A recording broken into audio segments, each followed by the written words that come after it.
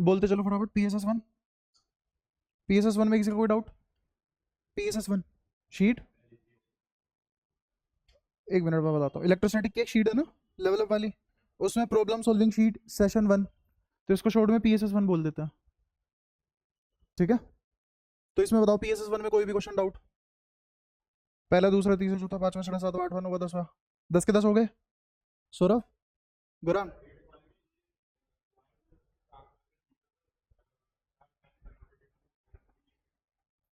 Charge और energy में कोई रिलेशन नहीं है ना, मास और एनर्जी में तो रिलेशन है कि मास डिफेक्ट किसके बराबर होता है? मास डिफेक्ट बराबर होता है E अपॉन सी स्क्वायर के। Mass defect is equal to E upon C square, है ना। लेकिन चार्ज और एनर्जी में मुझे कोई रिलेशन पता थोड़ी ना है। चार्ज और एनर्जी कैसे कन्वर्ट होते हैं एक दूसरे में, मुझे ये नहीं पता। मुझे ये पता है कि इलेक्ट्रिक फील्ड अगर फोर्स लगा के डिस्प्लेसमेंट करवा के वर्क डन करके दे दे तो एनर्जी मिल जाती है या एनर्जी खर्च हो जाती है, दोनों में से कोई एक काम होता है। बट मुझे अभी तक ये नहीं पता कि चार्ज कन्वर्ट हो सकता है कि नहीं एनर्जी में।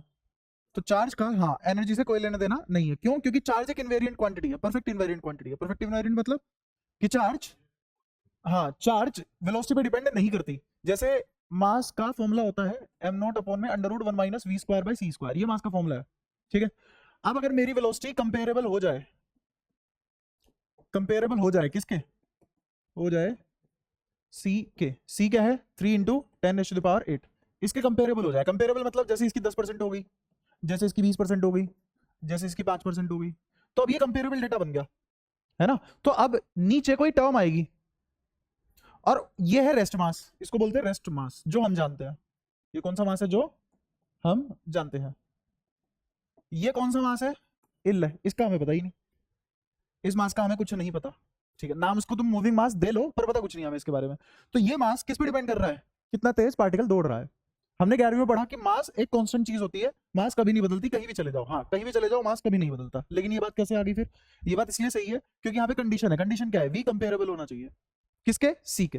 क्या ट्रक की वेलोसिटी कभी भी कंपेरेबल हो सकती है सी से? नहीं। रॉकेट की वेलोसिटी कंपेरेबल हो सकती है सी से? नहीं, वो भी कंपेरेबल नहीं है। साउंड की वेलोसिटी भी स्पीड से कोई कंपेरिजन नहीं है, इतना सा भी कंपेरिजन नहीं है। हाँ बिल्कुल। कहाँ साउंड की 330 के आसपास, 333 के आसपास होती है मीटर पर सेकंड, और कहाँ लाइट की 3 इंटू 10⁸ मीटर पर सेकंड, चिल्लड़ भी नहीं है उसके सामने, ठीक है। तो इसीलिए बहुत हाई वेलोसिटी पे काम करता है। इसीलिए जो सब एटॉमिक पार्टिकल होते हैं, इलेक्ट्रॉन, प्रोटॉन और ये तुम्हारे अल्फा पार्टिकल, इनका मास बदला हुआ नजर आ सकता है मुझे। क्यों? क्योंकि ये सब एटॉमिक पार्टिकल है, जरा सा फोर्स लगती है, भयंकर एक्सेलेरेशन आती है और वेलोसिटी बहुत ज्यादा चली जाती है ना। जैसे F इक्वल्स टू mm में अगर मैं मास ऑफ इलेक्ट्रॉन रख दूं और फोर्स लगा दूं 1 न्यूटन, तो एक्सेलेरेशन 1 बटा मास ऑफ इलेक्ट्रॉन, जो कि बहुत बड़ी क्वांटिटी आ जाएगी। नीचे 10⁻31 है, ऊपर जाती क्या हो जाएगा? प्लस की 31, ये तो एक्सेलेरेशन है अगले की। तो ये एक्सेलेरेशन ही पॉसिबल नहीं है। इसका मतलब ये पॉइंट ऐसा मान लो कि 10⁻⁻30 न्यूटन पे भी बहुत बढ़िया खिल जाएगा। 10⁻⁻28 न्यूटन पे तो वारे नारे हो जाएंगे इसके, 1000 मीटर पर सेकंड से दौड़ने लग जाएगा। अब ये 1000 मीटर पर सेकंड थोड़ा थोड़ा लाइट की वेलोसिटी से कंपेयर आने शुरू हो गई, जैसे 0.001%, 0.1%। अगर 10⁻⁻25 न्यूटन लगा दूं तो अब ये लाइट के स्पीड के कंपेयर होने लग गई। अब फैक्टर आ जाएगा 10⁻5, 10⁻6 का, ठीक है। तो अब मास बदल जाएगा इनका, सब एटॉमिक पार्टिकल का मास बदल जाएगा। इसीलिए हमारी आम दुनिया में ये सब नहीं होता। ये कहाँ होता है? सब एटॉमिक पार्टिकल में होता है, ठीक है।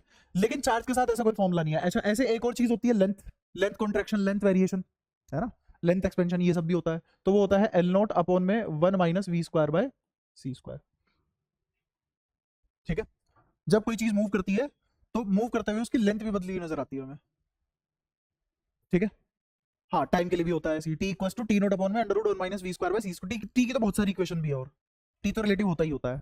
हम तो बचपन से ही पढ़ते आ रहे हैं, टाइम रिलेटिव नहीं है, टाइम के रिस्पेक्ट में ही सब कुछ होता है, ऐसा कुछ भी नहीं है। टाइम एक डायमेंशन की तरह डील होने लग जाता है।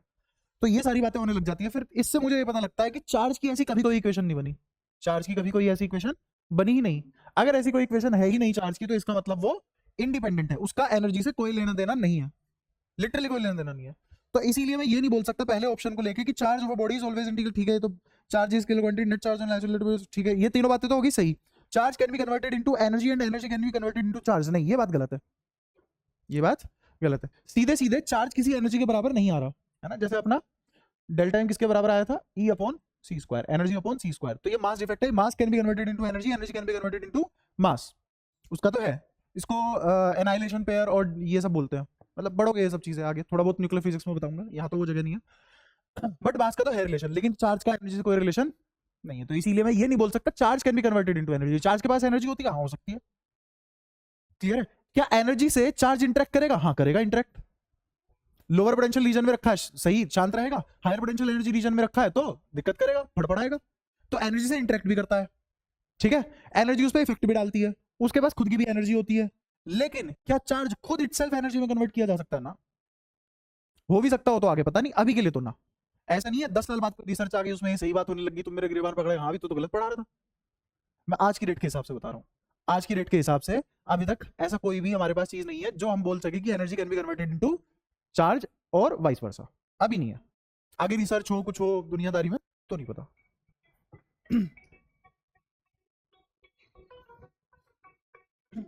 एक सेकेंड।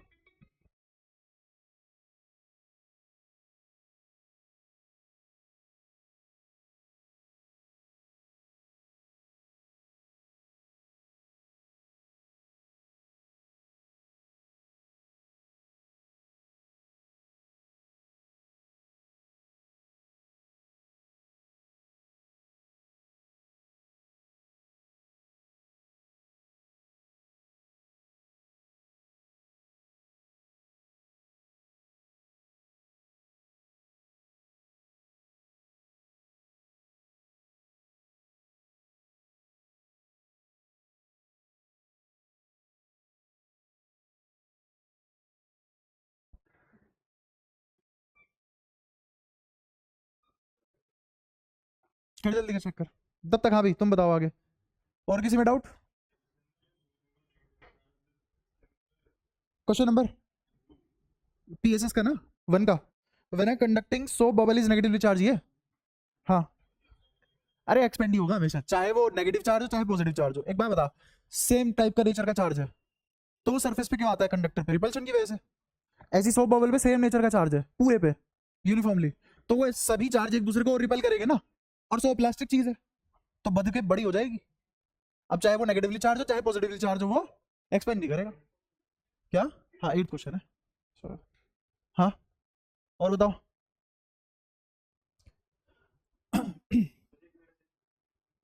रुक जा, इसमें इसमें इसमें ये 6 तो कराई दिया था मैंने, है ना, लास्ट क्लास में रिंग का वो तुम्हें एनालॉजी देके। 5th करा तुमने? 5th, 5th में पूछ रहा है दो equal charge identical small capped repulsive force F similar, ठीक है, after touching the midpoint joining force experience by the third wall is. अच्छा ये तो कर ही लिया होगा, ठीक है। और कोई पूछना है किसी को? 6 का हाँ ए है। 7th, 7th का आंसर बता दें एक बार फटाफट। डी क्यों? एसएचएम क्यों नहीं है? हाँ जितनी उसकी सेपरेशन है बीच में ए, उतनी ही दूर चार्ज रखा हुआ है। हाँ उसमें स्मॉल डिस्प्लेसमेंट चाहिए होती है। पीएसएस 2 पे आ जाओ फटाफट। पीएसएस 2 पे बताओ कोई डाउट? पीएसएस 1 में किसी को कुछ रहा है? ठीक है हाँ तो पूछ, अब क्या पूछ रहा था एक बार, ऐसे ही पूछ रहा था कुछ तो जल्दी पूछ। अल्फा से अब क्या कैसे निकालते हैं भाई, एक वीडियो है रोटेशन की वो देख लियो एक बार, अभी एक बार फटाफट चलने दे क्योंकि क्लास है छोटी। हाँ पीएसएस 2, पीएसएस 2 में भाई बोलना चालू करे, कैसे कैसे बच्चे हो तुम? अब तक तो तुम्हें लड़ लेना चाहिए था, मेरा मेरा मेरा। ये वाला क्वेश्चन करा दो। हाँ 5th, वहां बैठ, तो उसके पास बैठ, परमानेंट जगह बना उसको अपने पास जरा। अरे फिर जगह नहीं बस्ती करने के लिए, और फिर वो स्लो करता है लिखने में। क्वेश्चन नंबर 5th, 5th में a charge q placed at a center of square, ठीक है, if the electric field intensity due to charge at the corner of the square is even, electric field due to the charge at the corner of the square is even, and the intensity at the midpoint of the square of the E2, even at the midpoint of the side of a square E2, then the ratio of E1 E2 will be, कहना क्या चाह रहा है?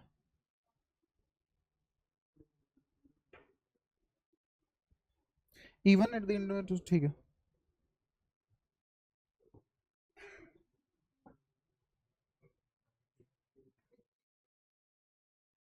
देखो सवाल समझो, शायद तुम्हें भी सवाल समझ नहीं आया होगा।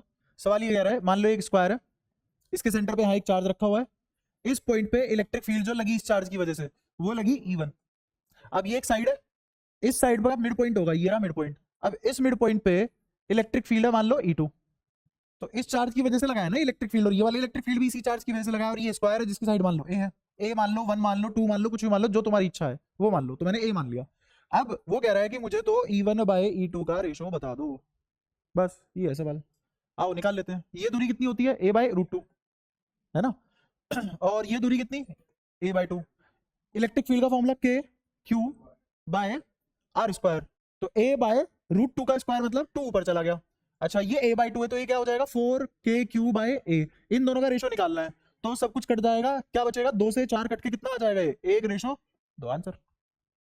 ठीक है, ये रहा तुम्हारा फिफ्थ। और बताओ PSS2 में, जल्दी बोलो। फोर्थ, फोर्थ से पहले थर्ड, थर्ड ठीक है, थर्ड से पहले किसी का कोई, थर्ड कह रहा है electric field 2r from the centre of the uniformly charge non conducting sphere of radius r is E, the electric field of the radius r/2 from the center will be electric field 2r from the center of a uniformly charged non-conducting sphere of radius r। ये एक sphere है जिसका radius r है, इसके centre से कहाँ गए 2r दूरी पे, इस 2r दूरी पे उसने क्या बोला, 2r दूरी ऑफ रेडियस, इलेक्ट्रिक फील्ड यहाँ कितना है E, 2r from the center and uniform non conducting insulator है, ठीक है, तो इसमें चार्ज डेंसिटी रो होगी, of radius r is E, ठीक है, ये electric field E। The electric field at distance r/2 from the centre will be, r/2 दूरी पे क्या होगा इलेक्ट्रिक फील्ड, ये पूछा है इसने, तो बहुत आसान सवाल है। मेरे को बताओ इस 2r दूरी पे, 2r दूरी पे कितना होगा इलेक्ट्रिक फील्ड, इस 2r दूरी पे, इसको पॉइंट चार्ज अप्रोक्सीमेशन ले लेंगे ना, और कोई भी चार्ज ले लिया मैंने कैपिटल Q, कोई भी चार्ज ले लिया कैपिटल Q, तो आ जाएगा kq/4r², ये आ गया इलेक्ट्रिक फील्ड यहाँ का। यहाँ इलेक्ट्रिक फील्ड कितना लिखा जाएगा इस जगह पे, 4kq/, पागल हो गया, अंदर है वो पॉइंट, सॉलिड स्फीयर है ना वो, तो कैसे कर सकते हो तुम ये इतनी गंदी बदतमीजी। तुम्हें याद है इसका कुछ ऐसा फॉर्मूला आता था, kq छोटू r अपॉन में कैपिटल R क्यूब था, स्क्वायर था, क्यूब, याद है फॉर्मूला, ये कहाँ के लिए, इनसाइड के लिए, कहां से आए थे, ये आया था ρr/3ε0, ये दोनों एक ही बात है, नहीं पता, ठीक है। तो अब इस r की जगह क्या रख दो, r/2 रख दो, रखो कितना आ गया kq/r/2 divided by r cube, तो एक r से स्क्वायर कट गया, तो ये कितना आ गया kq/r², नीचे 2, इस चीज को तो E बोल देते हैं ना, तो क्या E/2 नहीं आ गया, तो कितना आ गया इस पॉइंट पे इलेक्ट्रिक फील्ड, E/2 क्यों निकाला मैंने, क्योंकि E ही गिवन था, मेरे को क्या गिवन था क्वेश्चन में, E, तो मुझे आंसर भी किसकी टर्म्स में निकालना था, E की टर्म्स में निकालना था, खत्म बात। नहीं आया समझ, आ गया।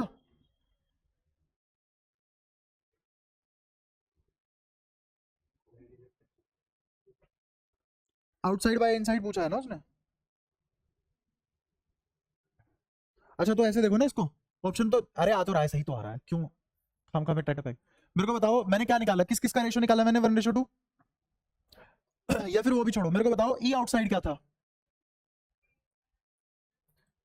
अगर मैं इस चीज को, ये kq/r², ऐसे ही लिख लो इसको kq/4r², और E इनसाइड क्या आया kq/2r², तो इनसाइड ये है 1/4, ये है हाफ, तो अंदर कितना है इलेक्ट्रिक फील्ड बाहर वाले का, दुगना, तो वही तो है ऑप्शन में, देख लो, वो तो मैंने रेशो निकाल दिया, मैंने ऑप्शन नहीं देखे, अब उस रेशो से तुम आंसर तो मैच करवा ही सकते हो।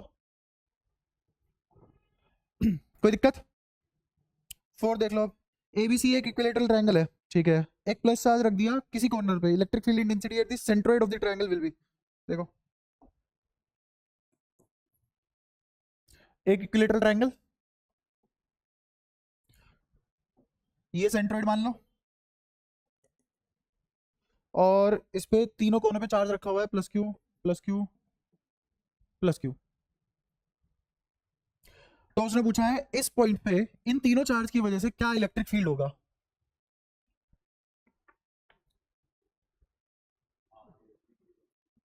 कैसे, ठीक है, आंसर शायद 0 नहीं, क्लास में करा हुआ सवाल है, NCERT एग्जाम्पल, भाई तुम कुछ भी नहीं छेड़ रहे क्या घर पे जाके? जीरो है इस पे आंसर। नहीं मैं किताबें छेड़ने की बात कर रहा हूँ।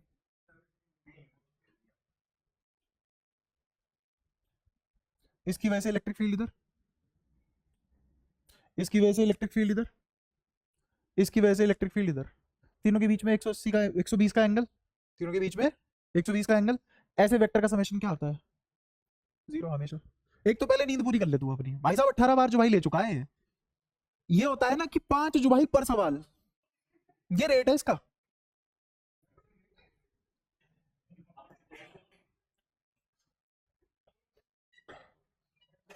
एक तो अपनी नियत तो सही रख ले, कंट्रोल नहीं है, चल नियत पे माना, सही तो रख ले।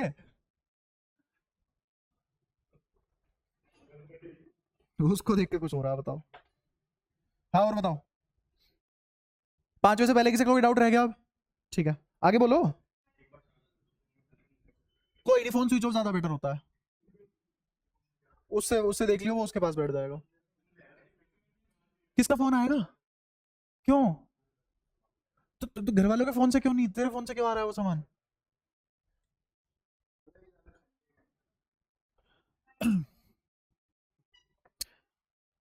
बिल्कुल मजा नहीं आता यार ऐसा पढ़ाने में ना, बिल्कुल मजा नहीं आता।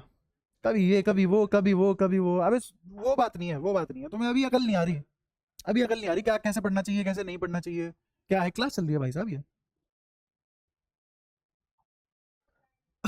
9 से पहले किसी का कोई doubt? How many electrons should be removed from a coin of mass 1.6 grams so that it may float in electric field of intensity 10⁻9 Newton per gram in upward direction? देखो जहां भी 11वीं इस्तेमाल होती है सवालों में दिक्कत आती है थोड़ी बहुत। वैसे सवाल बहुत आसान है। कितने इलेक्ट्रॉन रिमूव करने चाहिए? सिक्का कितने ग्राम का है? 1.6 ग्राम का सिक्का है, ठीक है।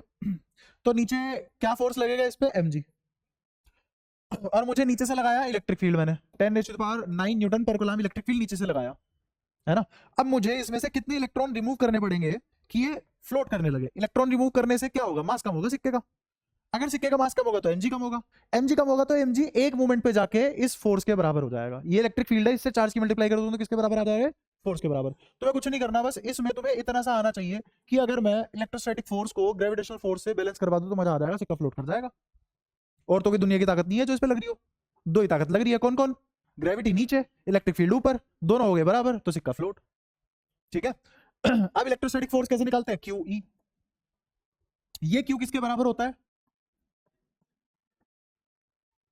ठीक है, हो जाएगा। और बराबर में क्या आ जाएगा? mg। बस ये लगाना है तुम्हें, ठीक है। कई बार वो होगा सिक्के की डेंसिटी दे देगा, मास की बजाय डेंसिटी दे देगा। अब क्या करोगे? इसका इस मास को किसमें लिख लोगे? वॉल्यूम और डेंसिटी ग्राम में लिख लोगे, और उसके डायमेंशन दे देगा, वॉल्यूम निकलवा लेगा, सवाल बड़ा हो जाएगा, लेकिन सवाल रहेगा सेम ही, ठीक है। और बताओ इससे पहले किसी का कोई डाउट? 9 से पहले कोई हो? जल्दी जल्दी करो भाई साहब, सो रहे हो सोच रहे हो कौन सा पूछना है, पागल पागल हो क्या? फटाफट पूछा करो सवाल होते।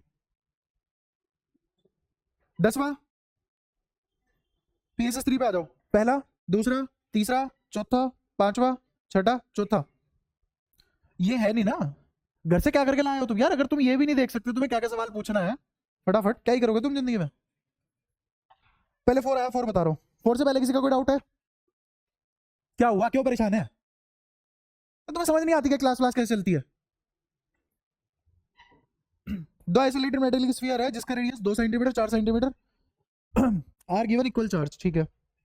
Ratio of charge density on the surface of the sphere will be. Radius दिया हुआ है और दो मेटेलिक स्फीयर है और वो पूछ रहा है चार्ज डेंसिटी। तो चार्ज डेंसिटी किसके बराबर होगी? Charge per unit. और एक मिनट यहाँ पे ये भी देख लो कि स्फीयर कैसे है, आइसोलेटेड मेटेलिक स्फीयर। अब ये स्फीयर खोखले भी हो सकते हैं और भरे हुए भी हो सकते हैं, दोनों से देख लेते हैं। अगर मैं लगाऊं चार्ज पर यूनिट एरिया, तो ये भी एक चार्ज डेंसिटी है, ये भी एक चार्ज डेंसिटी है। अच्छा एक और चीज यहाँ पे, एक और चीज बता देता हूँ इस सवाल को करने के लिए, बताई नहीं मैंने, पढ़ाते टाइम नहीं बताई। अगर उसने मेंशन नहीं किया कि वो स्फीयर कैसा है तो तुम उसे कंडक्टिंग मान लोगे। आंख बंद करके कैसा मान लोगे? उसने नहीं बोला कि ये स्फीयर कंडक्टिंग है या इंसुलेटिंग है, तो अपनी मर्जी से कैसा मान लोगे? कंडक्टिंग मान लोगे। अब चाहे खोखला हो चाहे भरा हुआ हो, तो मेरी charge density charge per unit area ही आएगी, क्योंकि वॉल्यूमेट्रिक चार्ज डेंसिटी नाम की कोई चीज एग्जिस्ट नहीं करती किसमें? कंडक्टर में। कंडक्टर में वो एग्जिस्ट नहीं करता। तो चार्ज पर यूनिट एरिया किसके बराबर? चार्ज तो चार्ज ही था, एरिया की जगह क्या रख दोगे 4 पाई आर स्क्वायर मतलब 2 का स्क्वायर 4, और दूसरे वाले के पास कितना आ जाएगा, चार्ज तो वही रहा, रेडियस हमने क्या कर दिया 4 सेंटीमीटर, 4 का स्क्वायर 16, दोनों का रेशियो निकालोगे कितना आ जाएगा, ये मान लो सिग्मा 1 है, ये मान लो सिग्मा 2 है, तो कितना आ गया 4 चौक 16, 4:1 आ गया, क्योंकि ये ऊपर चला जाएगा और वो 1 नीचे रह जाएगा, तो सिग्मा 1 रेशियो सिग्मा 2 आ गया। फोर्थ के बाद बताओ कौन सा था, फिफ्थ, सिक्स्थ, सिक्स्थ, थोड़ा तेज बोल ले यार, हाँ शाबाश सही से, बिल्कुल ही मरे मरे आते हो।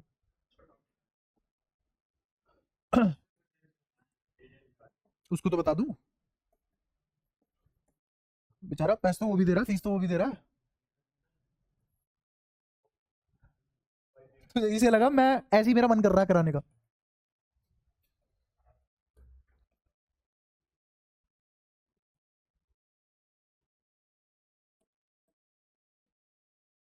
ये है दूरी मीटर में, ये electric field Newton per coulomb में, ठीक है।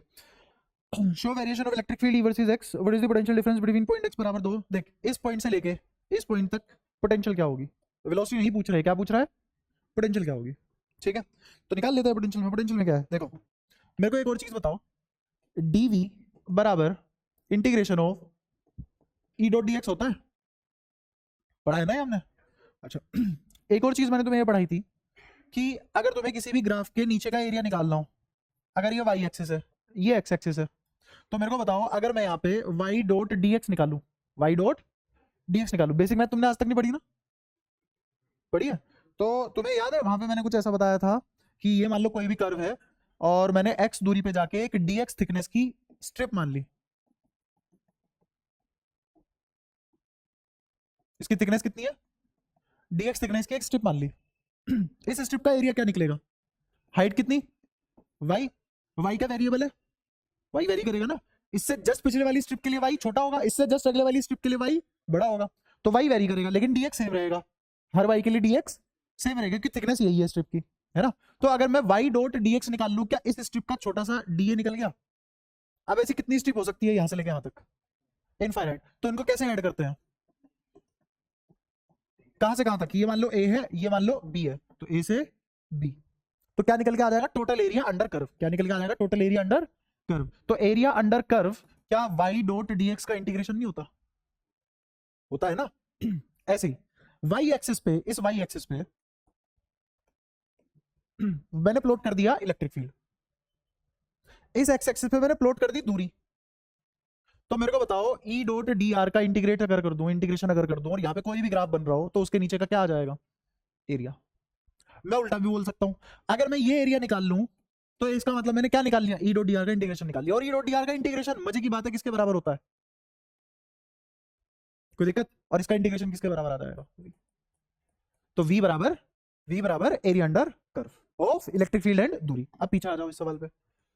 उसने कहा 2 से लेके 6 तक का क्या निकाल दो, पोटेंशियल निकाल दो, तो क्या निकाल लो, एरिया अंडर कर्व निकाल लो, तो एरिया अंडर कर्व कैसे आएगा, ये दूरी कितनी 2, ऊपर तक कितना गया 10, तो ये कितना आ गया 20, ये कितना आएगा, और ये कितना 10, और ये कितना 2 इनटू आधा ट्रायंगल का एरिया, तो 2 से आधा कट गया, कितना बचा 10, तो कितना आ गया +10, तो टोटल कितनी पोटेंशियल आ गई 30 वोल्ट कर दो, ठीक है। हाँ 10 से पहले किसी का कोई डाउट, 10 देखो, 7th, तुम शर्माते हो क्यों, पूछते हो दृढ़ संकल्प के साथ पूछा करो कि हाँ पहले मेरे को पूछना है, 7th से पहले किसी का कोई डाउट नहीं है ना, ठीक है। 7th क्लास में कराया था वैसे, देख लो फिर भी एक बार, कोई दिक्कत नहीं है।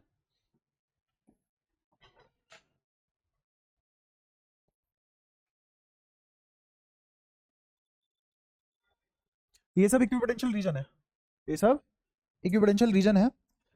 इस पे 40 वोल्ट है, इस पे 30 वोल्ट है, इस पे 20 वोल्ट है, इस पे 10 वोल्ट है, ठीक है। और उसने पूछा है तुम्हें मैग्नीट्यूड एंड डायरेक्शन निकालनी है इलेक्ट्रिक फील्ड की, तो इलेक्ट्रिक फील्ड तो मेरे को पता है इक्विपोटेंशियल सर्फेस से परपेंडिकुलर डायरेक्शन में होता है, इक्विपोटेंशियल सर्फेस के परपेंडिकुलर डायरेक्शन में होता है इलेक्ट्रिक फील्ड, ठीक है। अगर ये वाली बात हमें समझ में आती है तो मेरे को ये बताओ कि यहाँ पोटेंशियल ज्यादा है, यहाँ उससे कम, यहाँ उससे कम, यहाँ उससे कम, तो घटती पोटेंशियल में जाता है इलेक्ट्रिक फील्ड, बढ़ती पोटेंशियल, घटती पोटेंशियल, और कैसे जाएगा परपेंडिकुलरली, तो ये आ गया इलेक्ट्रिक फील्ड, ये आ गया इलेक्ट्रिक फील्ड, डायरेक्शन पता लग गई इलेक्ट्रिक फील्ड की, कोई दिक्कत। अच्छा अब उसने एक और चीज दी है, ये वाला एंगल उसने 135 डिग्री दिया है, ये वाला एंगल 135 डिग्री दिया है। इलेक्ट्रिक फील्ड यहाँ ऐसे जाएगा, देखा? अगर इलेक्ट्रिक फील्ड यहाँ ऐसे जा रहा है तो इलेक्ट्रिक फील्ड कितना एंगल बनाता है? 90। तो ये कितना बचा? 135 माइनस 90, तो कितना आ गया? 45। सब साथ साथ चल भी रहे हो? ठीक है। अगर ये एंगल 45 डिग्री है तो इसी को किसी ने कुछ काट लिया, ये भी तो 45 डिग्री होगा, हो गया 45 डिग्री। अच्छा, जो भी हम ई डॉट एक्स लिखते हैं या ई डॉट डी एक्स लिखते हैं, ई डॉट डी आर लिखते हैं, ये जो डी आर होता है ये कौन सा डी आर होता है? वो डी आर जो इलेक्ट्रिक फील्ड के लोगे, वो डी आर जो इलेक्ट्रिक फील्ड के लोगे। मुझे बताया यहाँ से यहाँ तक की दूरी कितनी है? 1 मीटर। यहाँ से यहाँ तक की दूरी कितनी है? 1 मीटर। तो ये वाली दूरी कितनी हो जाएगी? क्या ये 90 डिग्री होगा? इसके सामने वाला हाइपोटेनस होगा, ये बेस होगा, तो base is hypotenuse times cos theta. तो कोस थीटा मतलब कोस 45 मतलब 1/√2। 1 इंटू 1/√2 इज, ये दूरी कितनी आ गई? 1/√2। बताओ कोई दिक्कत? क्या सारी बातें क्लियर है? पक्का? ठीक है। ये किसके बराबर होता है? डीवी के, माइनस डीवी के बराबर होता है। मुझे निकालना है इलेक्ट्रिक फील्ड। डी आर में निकाल चुका हूं, कितना है? 1/√2। कितना है? 1/√2। तो E इंटू 1/√2। अब माइनस डीवी और निकाल लेते हैं। मैं कहां से कहां जा रहा हूं? 40 से 30 पे जा रहा हूं। फाइनल पोटेंशियल कितनी? 30। इनिशियल कितनी? 40। तो क्या लिख दूंगा? 30 माइनस 40। तो इलेक्ट्रिक फील्ड कितना आ गया? क्या माइनस माइनस प्लस नहीं हो जाएगा? तो कितना आ गया? 10√2 न्यूटन पर कूलम। और डायरेक्शन क्या है इसकी? इधर। क्या 45 डिग्री पे है फर्स्ट क्वाड्रेंट में? तो इस डायरेक्शन को नॉर्थ ईस्ट नहीं बोलते, क्योंकि ये ईस्ट है और ये नॉर्थ है, तो क्या बोलते हैं इस डायरेक्शन में? North east.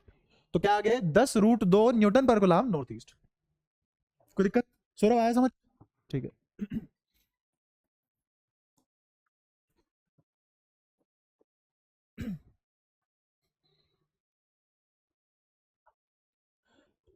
दसवें से पहले आप किसी का कोई डाउट? 10वां देख लो। 3 चार्ज है, माइनस छोटा क्यू, बड़ा क्यू, माइनस छोटा Q, place respectively at equal distance on a straight line. एक सीधी लाइन पे इनको रख दिया, बराबर बराबर दूरी पे, ठीक है। If the potential energy of the system of 3 charge is 0, 3 charge की पोटेंशियल एनर्जी सिस्टम में अगर 0 आती है तो क्यू और क्यू का रेशो क्या है? ठीक है, कोई दिक्कत नहीं है। मुझे सिस्टम की पोटेंशियल एनर्जी निकालनी है और उसको क्या रख देना है? 0। तो अपना चार्ज निकल के आ जाएगा, इतना सा काम करना है बस। उसने कहा मेरे पास 3 चार्ज है, एक माइनस क्यू है, एक कैपिटल क्यू है, एक और माइनस क्यू है। इन तीनों को बराबर दूरी पे रखा गया स्ट्रेट लाइन में, स्ट्रेट लाइन में बराबर दूरी पे रखा गया और पोटेंशियल 0 कर दी, पोटेंशियल 0 कर दी, ठीक है। उसने ये नहीं बताया कहाँ कौन कैसे रखा है, तो हमने ऐसे कैसे ही रख लिया। मान लो ये माइनस क्यू, ये माइनस क्यू, ये कैपिटल क्यू, यहां से यहां तक की दूरी x, यहां से यहां तक की दूरी x। अब मुझे सिस्टम की पोटेंशियल एनर्जी निकालनी है, तो यू सिस्टम कैसे निकालेंगे? क्या यू सिस्टम में कितने चार्ज है? 3। तो कितनी टर्म आएंगी? 3, ठीक है। 3 टर्म लिखेंगे। सबसे पहले क्या लिखेंगे कि जैसे मान लो ये था नहीं, तो मैं पहले क्यू को लेके आया, कैपिटल क्यू को। अब पोटेंशियल एनर्जी क्या है?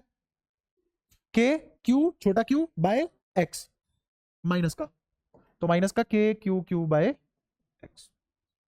फिर मैं ये वाला चार्ज लेके आया, तो इसकी वजह से पोटेंशियल एनर्जी क्या लिखी जाएगी? माइनस के क्यू क्यू बाय एक्स। और इसकी वजह से पोटेंशियल एनर्जी क्या लिखी जाएगी? प्लस के Q square by 2x, x नहीं 2x, बीच की दूरी। के सिस्टम की पोटेंशियल एनर्जी लिख ली हमने। उसने कहा है 0 कर दो, इसको कर दी भाई। अब क्या क्या कॉमन है? बाहर फेंक दो उसे उठा के। क्या नीचे से x कॉमन आ गया? पता है ना कहाँ गया x? अंतकाल में समा गया। फिर ऊपर से एक q और कैपिटल क्यू नहीं, वो तो नहीं आ सकता कॉमन, क्योंकि 2 ही टर्म है ना, और k भी। तो मेरे पास क्या बचा? मेरे पास बचा माइनस कैपिटल क्यू फिर प्लस छोटा क्यू बाय 2 बराबर 0। तो ये -2q को उधर भेज दो, तो q बाय 2 बराबर +2q, और छोटा q किसके बराबर आ गया? 4q। ये आ गया, ठीक है।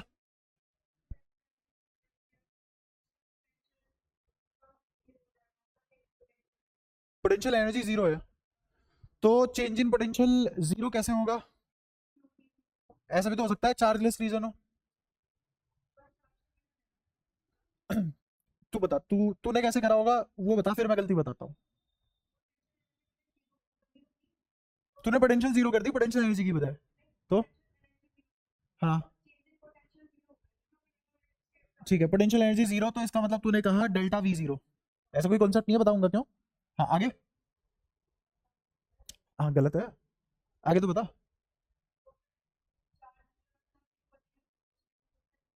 चार्ज इक्वल डिस्ट्रीब्यूट हो गया मतलब? अरे बीच में दूरी भी तो अलग अलग है, चार्ज डिस्ट्रीब्यूशन थोड़ी ना चल रहा है, कोई कॉन्टेक्ट थोड़ी ना हुआ है किसी चार्ज में। एक बार बताइए, एक पॉइंट चार्ज है इलेक्ट्रॉन, ये एक और इलेक्ट्रॉन है ना, तो इन दोनों में क्या डिस्ट्रीब्यूशन होगा? ये क्या है? Point charge. ये भी क्या है? Point charge. ये भी क्या है? Point charge. कोई बॉडी थोड़ी ना है ये, तो चार्ज डिस्ट्रीब्यूशन कहां से आ गया? है ना, चार्ज डिस्ट्रीब्यूशन कहां होगा? बॉडी होगी ना, उसमें बहुत सारे चार्ज होंगे, दूसरी बॉडी में बहुत सारे चार्ज होंगे, यहाँ तो 3 चार्ज है बस। ठीक है। अब ये इसका मतलब क्या है समझाता हूं। देख, यू बराबर होता है क्यू डेल्टा वी, यू बराबर होता है क्यू डेल्टा वी। तो अब इसमें देख, डेल्टा वी जीरो होने का मतलब ये नहीं है मेरा यू जीरो रहा हो, ऐसा भी तो हो सकता है दो जगह पे पोटेंशियल सेम रहा हो लेकिन मतलब पोटेंशियल एनर्जी जीरो है, ऐसा कोई जरूरी नहीं है। दोबारा सुन लो, मैंने कहा कि अगर चेंज इन पोटेंशियल जीरो है तो इसका मतलब पोटेंशियल कांस्टेंट है। अगर पोटेंशियल कांस्टेंट है इसका कभी ये मतलब थोड़ी ना होता है कि वहां एनर्जी नहीं है। इफेक्ट तो आएगा ना चार्ज पे, वो इफेक्ट कांस्टेंट होगा बट आएगा तो। ठीक है। दूसरा, ऐसा भी तो हो सकता है कि क्यू डॉट डेल्टा वी, किसी एक का प्रोडक्ट जीरो, तो जिसकी वजह से तूने चेंज इन पोटेंशियल लिखा है वहां पे चार्ज का इफेक्ट जीरो, या फिर चार्ज हो ही ना। तो ऐसे 100 बातें हो सकती है, इस बात से मैं ये कंक्लूड नहीं कर सकता ऊपर वाली स्टेटमेंट गलत है। ठीक है। और फिर इसके बाद जो किया वो तो पाप है। पॉइंट चार्ज में चार्ज डिस्ट्रीब्यूशन कैसे आ सकता है? चार्ज डिस्ट्रीब्यूशन तो बॉडीज पे आएगा ना, कंटीन्यूअस बॉडीज पे आएगा, ये कंटीन्यूअस बॉडीज दिख रही है नहीं, तो चार्ज डिस्ट्रीब्यूशन वही गलत हो गया। ठीक है। PSS 3 पे आ जाओ, 4 पे। ठीक है, 4 पे आ जाओ। क्वेश्चन 2, शाबाश। Hemispherical shell radius R kept electric field, the flux through the curved surface area is. देखो यही सवाल बार बार अलग अलग लोग पूछ रहे हैं, इसीलिए कहा था मैंने अगर ग्रुप पे पूछता तो कितने लोगों का फायदा होता। क्वेश्चन नंबर 2, PSS 4 का तो क्लास में है भाई, अब कर रहा है ये होमवर्क। तो क्या? अच्छा, ठीक है। हाँ तो कोई नहीं भाई, करो करो करो, घर की सभा है तुम्हारी भाई, पढ़ाई वढ़ाई कहाँ, कोई ट्यूशन व्यूशन थोड़ी ना है ये। आओ देखो, क्वेश्चन नंबर 2 में सवाल है कि ये हेमिस्फीयर है, नीचे से खोखला है। ठीक है, खोखला भी नहीं है, मान लो भरा हुआ है, तो यही सवाल है एग्जैक्टली। ये क्लोज हेमिस्फीयर है, इसमें तुम्हें फ्लक्स निकालना है, इसमें से तुम्हें फ्लक्स निकालना है। ठीक है, उसने कंडीशन क्या क्या दी है, एक बार सवाल की वो और देख लेते हैं। आर वही है, फ्लक्स थ्रू। अच्छा, इसमें से कोई इलेक्ट्रिक फील्ड पास करा है ना, हाँ मेरे को चार्ज था, इसमें से ऐसे एक इलेक्ट्रिक फील्ड पास करा दिया उसने,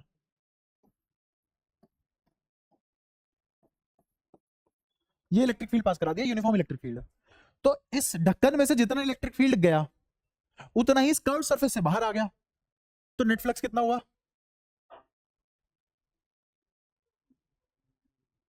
तुम्हारा था ना ये सवाल, तो मैं ये सवाल तुमसे नहीं करवा रहा, मैं तुमसे एक छोटा सा सवाल पूछा है, बहुत छोटा सा, जो सभी पता होना चाहिए। जितना फ्लक्स एंटर कर गया उतना ही एग्जिट कर गया, नेट फ्लक्स कितना? 0। इसमें कोई दिक्कत? अच्छा, ये तो नेट फ्लक्स 0 हुआ ना इस पूरे का, लेकिन अगर मुझे सिर्फ और सिर्फ इसका फ्लक्स निकालना हो तो क्या इसका फ्लक्स मैं φ1 मान सकता हूं, वो 0 नहीं होगा, क्योंकि इसमें सिर्फ एंटर कर रहा है फ्लक्स, इस सरफेस से एग्जिट नहीं किया। एग्जिट किससे किया? कर्व वाले से, फ्लक्स से सिर्फ एंटर किया है, तो φ1 नॉन जीरो है। अच्छा, अगर मैं कर्व सरफेस से निकला हुआ फ्लक्स को φ2 मान लूं तो वो भी नॉन जीरो है। इतनी बात क्लियर है? और मुझे यह पता है कि नेट फ्लक्स तो φ1 प्लस φ2 है, नेट फ्लक्स प्लस φ2 है, तो इसका मतलब ये तो बात पक्की है φ1 प्लस φ2 ही क्या है? 0। इसमें मुझे क्या निकालना था सवाल में? φ2 निकालना था, सवाल में क्या निकालना था? तो φ2 किसके बराबर आ गया? माइनस φ1। और φ1 मैं निकाल सकता हूं, φ1 कैसे निकालेंगे? देख, हर बार एंगल कितना बना? 90। इलेक्ट्रिक फील्ड एरिया वेक्टर के साथ कितना एंगल बना रहा है? 180। एरिया वेक्टर के साथ पूछा है इस बार मैंने, तो एरिया वेक्टर कहाँ होगा इस सरफेस का? Radially outward. ये क्या है? Area vector. और ये क्या है? Electric field. देख दोनों के बीच में कितना एंगल है? 180। कितना एंगल है? 180। तो क्या मैं ई डॉट ए से यहां फ्लक्स निकाल सकता हूं? तो ई तो ई है ही, और एरिया कितना है इसका? रेडियस अगर आर है तो कितना आ गया? पाई आर स्क्वायर कोस 180। कोस 180 मतलब -1, बराबर क्या आ गया? φ1। अब मुझे पता है φ2 मेरा -φ1 के बराबर है, तो माइनस माइनस प्लस, तो कितना आ गया? ई पाई आर स्क्वायर। खत्म सवाल। ठीक है, और बताओ, पूछो पूछो।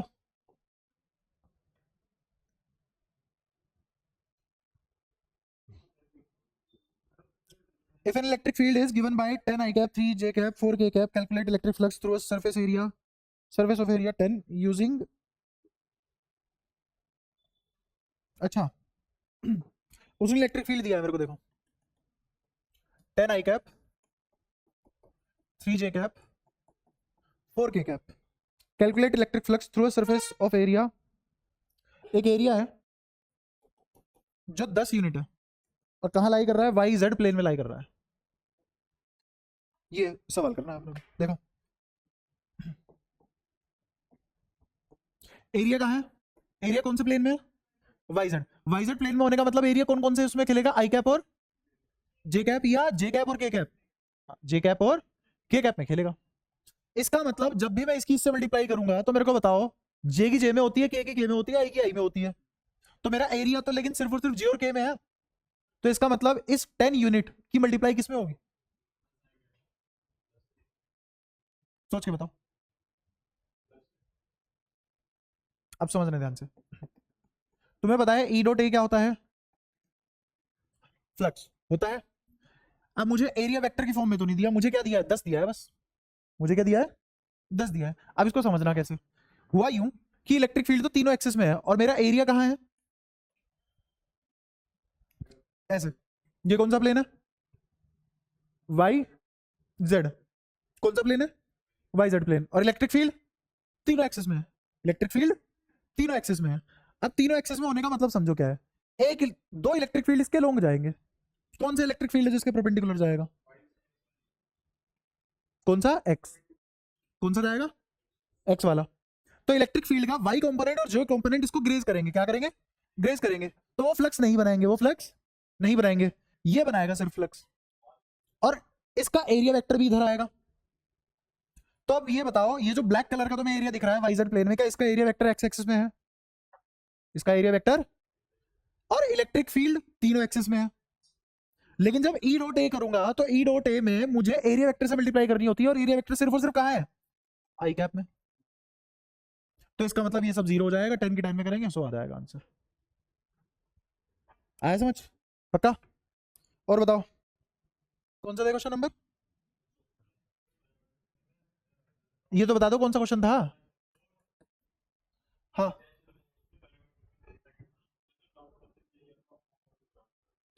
कर्ट सर्विस का फॉर्मूला इसलिए लगा सकते, देख यहाँ इलेक्ट्रिक फील्ड ये रहा और यहाँ पे डीए वेक्टर यहाँ बनेगा, तो एंगल कितना आया, थीटा 1। यहाँ इलेक्ट्रिक फील्ड ये रहा, यहाँ डीए वेक्टर यहाँ बनेगा, तो एंगल कितना आ जाएगा, थीटा 2। ऐसे क्या हर पॉइंट पे थीटा अलग होगा, तो ई डॉट ए में ई ए कोस थीटा हर जगह अलग अलग आएगा, तो कैसे ऐड करूंगा मैं उन्हें? ये दिक्कत हो जाएगी, है ना। आगे बढ़ो, और बताओ, और किसी को कुछ पूछना हो। Ninth question number, ninth question number, ninth. Infinite line charge is at the axis of cylinder of length 1 meter, the radius 7 centimeter, if the electric field at the 10, ठीक है। मतलब एक सिलिंड्रिकल कर्व सरफेस एरिया है जिसकी वजह से मुझे electric field given है और उसकी डायमेंशन गिवन है, ठीक है, क्या दिक्कत है, देख लो। एक सिलेंडर है मेरे पास, उस सिलेंडर में उसने लेंथ तो दी है 1 मीटर, ठीक है, और रेडियस दिया है 7 सेंटीमीटर।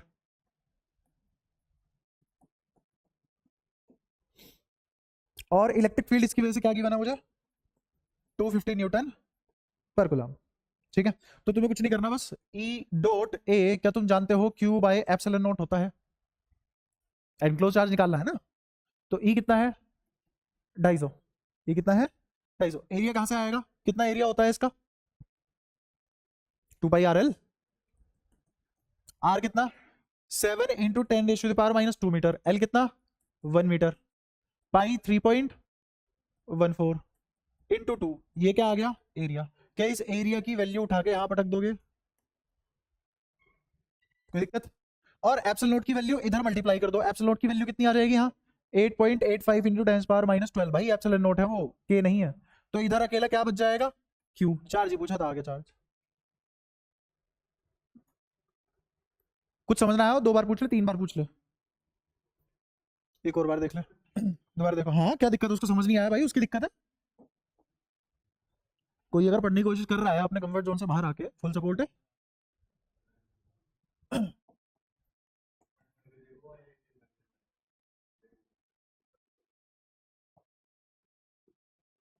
ये वो वो नहीं होती औरतें जो ऐसे पब्लिक में बैठ जाती है, बताओ।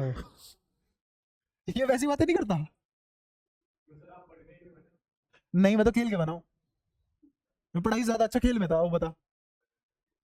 क्या? फुटबॉल भाई, फुटबॉल बास्केटबॉल। और क्या, और क्या? ये दो। उसको शायद एक ही खेल का पता होगा ना। Non achievable. हाँ सामने। सवाल पे ध्यान दे, सवाल पे। तो सवाल से भटका कैसे पे? सवाल। 7 सेंटीमीटर का रेडियस है, सिलेंडर है, इससे कोई इलेक्ट्रिक फील्ड निकल रहा है, तो electric field radially outward direction में निकल रहा है ना? ऐसा कोई चार्ज फैला हुआ होगा, इस लाइन पे कोई चार्ज फैला हुआ है, किसके हिसाब से? लैम्डा के हिसाब से। किसके हिसाब से? लैम्डा के हिसाब से, क्योंकि लाइन पे जब भी चार्ज फैलता है तो वो लैम्डा की फॉर्म में लिखा जाता है, चार्ज पर यूनिट लेंथ। ये किसके बराबर होगा? इसको हटा। किसके बराबर हो गए? Charge per unit length. ठीक है। इस पे फैला हुआ है, इस चार्ज की वजह से इस पे इलेक्ट्रिक फील्ड आएगा। आएगा। तो इस पे इलेक्ट्रिक फील्ड कहाँ आएगा? हर डायरेक्शन में, रेडियली आउटवर्ड। जैसे पेन है, इस पेन से हर डायरेक्शन में इलेक्ट्रिक फील्ड बाहर की तरफ जाएगा, रेडियली आउटवर्ड। ये जा रहा है इलेक्ट्रिक फील्ड ऐसे। वैल्यू कितनी है इसकी? 250 न्यूटन पर कूलम। 250 न्यूटन पर कूलम इसकी वैल्यू है। ठीक है। उसने कहा है कि मुझे तो चार्ज एनक्लोज बता दो। क्या बता दो? चार्ज एनक्लोज बता दो। तो चार्ज एनक्लोज बताने के लिए मैं क्या करूंगा? मैं लिखूंगा ई डॉट डी ए का इंटीग्रेशन बराबर में Q enclosed by epsilon not. दो तरीके हैं कूलम वो फ्लक्स निकालने के, दो तरीके होते हैं। पहला तरीका क्या है? E dot D A. दूसरा तरीका क्या है? Gauss law. मैंने दोनों को इक्वेट कर दिया। अब दोनों को इक्वेट करने से क्या हुआ? ये तो आ जाएगा अपना E इंटू ए। ई इंटू ए क्यों? देख, जैसे ये मार्कर है, तो इस पे एक छोटा सा डी इमेजिन कर यहां, जैसे इस सिलेंडर पे यहां छोटा सा एक डी इमेजिन कर। किया? ये डी वेक्टर क्या? रेडियली आउटवर्ड होगा, और इलेक्ट्रिक फील्ड भी रेडियली आउटवर्ड है। दोनों के बीच में एंगल 180 हुआ ना? पक्की बात है। देख, मैं एक बार समझाता हूँ इस चीज को, तेरे को हमेशा समझ में, मतलब याद रहेगा हमेशा। मैंने तेरे को धक्का दिया, तो जिस डायरेक्शन में धक्का दिया उसी डायरेक्शन में तू आगे जाएगा ना, तो मेरे फोर्स और तेरे आगे जाने में कितना एंगल बना? 180। मैंने धक्का उधर दिया और तू मेरे हाथ के आर पार हो गया। देख, ये तो दो चीजें आ रही है, ये किस एंगल पे आ रही है? 180 पे। ये जो दो चीजें जा रही है किस एंगल पे जा रही है? जीरो पे। अब फर्क नजर आया जीरो और 180 में? ठीक है, फर्क है, बहुत बड़ा फर्क है ना? तो जिधर धक्का दिया उधर ही गया, तो एंगल जीरो बना, तेरे डायरेक्शन में और मेरे फोर्स में। बिल्कुल ऐसे ही ये डीए वेक्टर कहाँ है? Radially outward. इलेक्ट्रिक फील्ड भी कहाँ है? इस पॉइंट पे, रेडियली आउटवर्ड। तो दोनों के बीच में एंगल, भाई साहब उस खेल से ध्यान हटा ले, जो खेल तो खेलना चाह रहा है। ये थोड़ी ना यार, नींद में वही खेल याद रहेगा। तुझे बड़ा पता है, साथ में रहता है 24 घंटे, मेक श्योर करने के लिए। सामने देख, डीए वेक्टर रेडियली आउटवर्ड है, इलेक्ट्रिक फील्ड भी रेडियली आउटवर्ड है। दो रेडियली आउटवर्ड चीजों के बीच में एंगल कैसे आ सकता है? ये भी है ना? तो दोनों के बीच में एंगल कितना? जीरो। पक्का? अच्छा, अब ये डीए तूने यहां इमेजिन किया था, अगर यही डीए यहां इमेजिन कर लूं तो कितना आएगा एंगल दोनों के बीच में, इलेक्ट्रिक फील्ड और डीए के बीच में? कैसे? देख, यहाँ डीए, डीए रेडियली आउटवर्ड आता है, इलेक्ट्रिक फील्ड भी तो बाहर ही आएगा इस पॉइंट पे, जीरो। तो क्या हमेशा जीरो रहेगा? किस किस के बीच का एंगल? E dot DA. तो पता है तेरे को यहाँ जल्दी जल्दी में क्यों समझ नहीं आया? इसलिए समझ नहीं आया क्योंकि मैंने ये वाली बात नहीं बताई थी, और ये वाली बात मैंने कहाँ बता रखी है? 2-2 घंटा बज के क्लास में जो हुई है पहले, है ना? तो ई डॉट ए। अब ये निकालना है तेरे को, क्या इसकी वैल्यू पता होती है अपने को? इसकी वैल्यू कहां से निकाल के लाएगा? तुझे रेडियस पता है, लेंथ पता है, 2πr l होता है फॉर्मूला एरिया का, तो आ जाएगा एरिया। एरिया आ गया, इलेक्ट्रिक फील्ड उसने 250 न्यूटन पर कूलम दिया है, तो ये पता है, ये पता है, ये पता है, ये नहीं आएगा। आ रहा है? ठीक है। और बताओ। हाँ, चुप रहे, सामने देख। तुम अगर यहाँ ध्यान दो तो जल्दी खत्म हो जाएगा। जल्दी बोलो, आगे बोलो। शीट 5 में बताओ, क्वेश्चन नंबर 4, क्वेश्चन नंबर 4। हाँ बिल्कुल। दो चार्ज है, 25 न्यूटन, -25, 6 सेंटीमीटर पे रख दिए हैं, नहीं मीटर पे रख दिया है। शांति से चुपचाप बिना बोले। Find electric field intensity ratio at 0.4 metre from the centre of the electron axial line और इक्वेटर लाइन। देखो, दो चार्ज है, एक है +25 इंटू 10⁻⁻9, एक है -25 into 10⁻⁻9, place at 6 metre, 6 metre की दूरी पे रख दिया। Find electric field intensity ratio 8.4 metre from the centre. एक तो 4 मीटर यहां चले जाओ, दूसरा 4 मीटर यहां चले जाओ।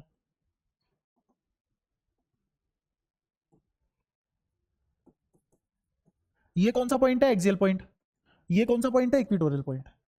ठीक है, वो पूछ रहा है कि ये जो इलेक्ट्रिक डायपोल बनाया है इसने, इसकी वजह से इन दोनों पॉइंट पे क्या रेशो होगा इलेक्ट्रिक फील्ड का? इस पे मान लो इलेक्ट्रिक फील्ड कितना आया E1, इस पे इलेक्ट्रिक फील्ड कितना आया E2, तो उसने क्या पूछा है E1 रेशो E2 क्या होगा, ये पूछा है। हाँ, नहीं डायपोल नहीं बन रहा और ना हम इसमें डायपोल का फॉर्मूला लगाएंगे। हम इसमें क्या पे लेंगे? हम इसमें क्या पे लेंगे? हाँ, सिंगल सिंगल निकाल के, है ना, बुद्धि से निकालना पड़ेगा। अब सुनो कैसे निकालेगा। हाँ, अब सुनो ध्यान से, इस पॉइंट पे निकाल रहा हूं पहले। इसकी वजह से क्या इस पॉइंट पे इधर लगेगा इलेक्ट्रिक फील्ड? कितना लगेगा? कितना दूर है? 6 मीटर ये रहा, 2 मीटर ये रहा। ऐसा मत कर देना 6 और 4 मुंह फाड़ के 10। दूरी सारी कहां से नपती है? सेंटर से। तो कितना दूर है? 8। 6। 6 होने के बाद ये कितना दूर हो गया? नहीं रुको रुको रुको, ये 3 सेंटीमीटर है ना, 3 मीटर है। 3 मीटर है, 6 ये है, और मैंने 4 मीटर लिया है, तो 3 मीटर यहाँ खप गया, ये कितना बचा? 1 मीटर। तो कितना आ गया? 7 मीटर। ठीक है। 7 मीटर के हिसाब से इलेक्ट्रिक फील्ड क्या लिखा जाएगा? के चार्ज कितना? 25, 10⁻⁻9 डिवाइडेड बाय 7 का स्क्वायर। ठीक है, ये इलेक्ट्रिक फील्ड इस पॉइंट पे किसकी वजह से? इस वाले चार्ज की। इस वाले चार्ज की वजह से कैसा होगा? अट्रैक्टिव। वो कितना होगा? के 25 × 10⁻⁻19 का स्क्वायर। दोनों को सब्ट्रैक्ट कर लो, दोनों को सब्ट्रैक्ट कर लो। जब दोनों को सब्ट्रैक्ट करेंगे, -19 नहीं है, 9 है सर। जब दोनों को सब्ट्रैक्ट करेंगे तो के 25 10⁻⁻9 तो आ जाएगा बाहर कॉमन, और इसमें से इसको घटा रहा हूं मैं, तो जब इसमें से इसको घटाऊंगा तो कितना आ जाएगा? 1/1 -1/49। क्या ये एक्सियल पे आ गया electric field?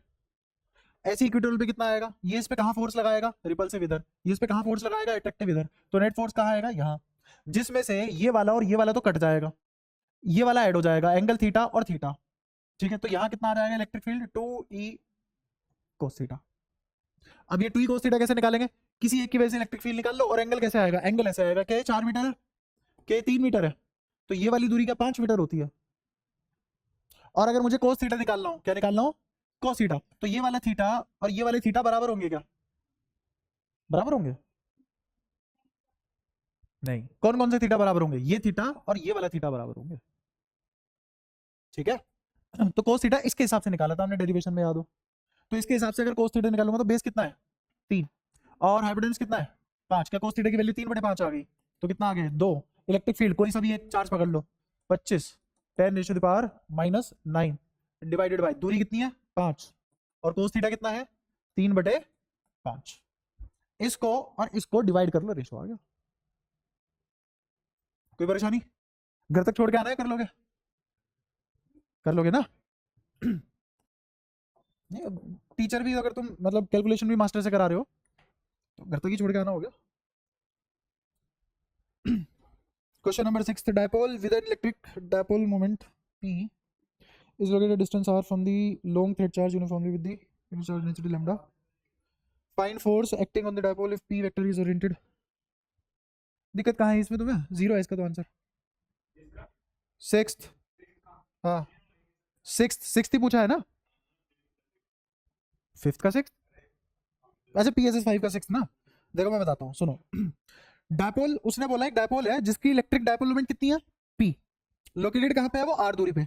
From a long thread, r from a long thread charge uniformly with linear charge density lambda. Charge density क्या है उस पे? लैम्डा है। Find the force acting on the dipole if the vector P is oriented along the thread. अगर thread के along आ गया वो, कौन? डायपोल। डायपोल अगर थ्रेड के अलोंग आ गया तो फोर्स थोड़ी लग जाएगा। हाँ, के साथ, हाँ अलोंग मतलब अलोंग साथ में, एकदम साथ। ये भाई कैसा क्वेश्चन है ये? वो तो सवाल देख के पता लगता है ना कि उसका सेंस क्या है कहने का। मैं बताता हूँ, एक मिनट एक मिनट समझो, ये धागा ये इलेक्ट्रिक फील्ड ऐसे जनरेट करवाएगा, करवाएगा, डायपोल मोमेंट ऐसे रख दिया, कौन सा इलेक्ट्रिक फील्ड छेड़ देगा इसको? तो भाई साहब अगर कोई लाइन ऐसे है, इस पे लैम्डा है, तो यहाँ इलेक्ट्रिक फील्ड आएगा क्या? तो डायपोल यहीं तो रख दिया, तो जब इलेक्ट्रिक फील्ड में ही नहीं है वो, तो फोर्स कहाँ से लग जाएगा डायपोल पे? अकल भी तो लगाओ। हाँ हाँ, पैरेलल, पैरेलल भी हो जाए तो भी क्या फर्क पड़ेगा, यहाँ रख ले ले, इसको यहाँ रखो तुम डायपोल को, इलेक्ट्रिक फील्ड तो फिर भी यहाँ आएगा, इलेक्ट्रिक फील्ड ऐसे मूड घूम जाएगा उसका, चलो आज ऐसे चले जाते हैं। ये कहाँ कौन सी बात हो रही है? एक मिनट चुप। हाँ, उसमें इलेक्ट्रिक फील्ड लग रही थी, कौन सा? अरे तुम ऐसे बोलते हो वो करवाया था, मेरे को क्या पता, मैंने तो 1 करोड़ चीज करवा रखी है। पूरा बताया करो टेक्निकल टर्म में, भाई साहब इंजीनियर बनने वाले हो तुम, कुछ टाइम बाद बनोगे अगर दया रही किसी की भी, तो टेक्निकल बात किया करो ना। नहीं मेरी तो दया हो ही नहीं पा रही ना, मैं तो चीख चीख के चला जाता हूँ, फर्क ही नहीं पड़ता उससे। हाँ इनफाइनाइट वायर में मैंने करवाया था, बता क्या? ऑब्ट्यूज एंगल बन रहा था। अच्छा अच्छा अच्छा अच्छा, ये इनफाइनाइट वायर है, और इस पॉइंट पे क्या होता था इलेक्ट्रिक फील्ड? अच्छा, ये वायर कैसी थी पहली बात? या तो इनफाइनाइट या सेमी इनफाइनाइट, या तो इनफाइनाइट या सेमी इनफाइनाइट। क्या ये लिमिटेड लेंथ की वायर थी?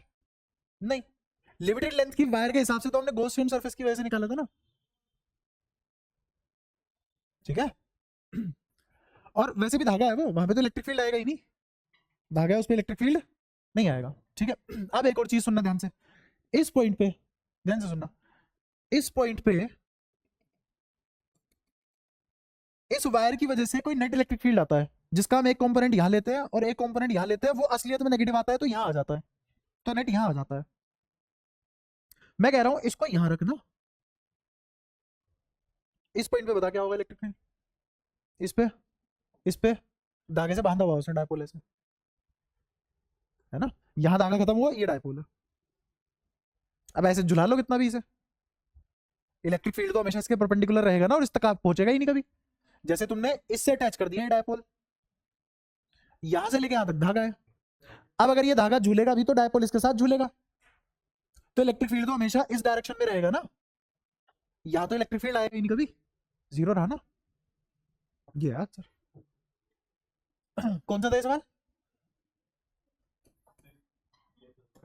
ट्रिकी था बस क्वेश्चन, और कुछ नहीं। इंग्लिश की गलती होगी, तुम्हारी समझ की तो कभी हो ही नहीं सकती, खैर। क्या? यहाँ बैठ इनके पास आ गया, कोई नहीं, जब तक है तो बैठ यहाँ जाके चुपचाप। एक तो ऐसा आलिशान बिल्कुल राजाओं की तरह अलग अलग बैठते हो भाई साहब, जब रिसोर्स लिमिटेड है तो शेयर करो ना। ये तुझे ये भी नहीं पता होता किस कंटेक्स्ट में बात हो रही होती है।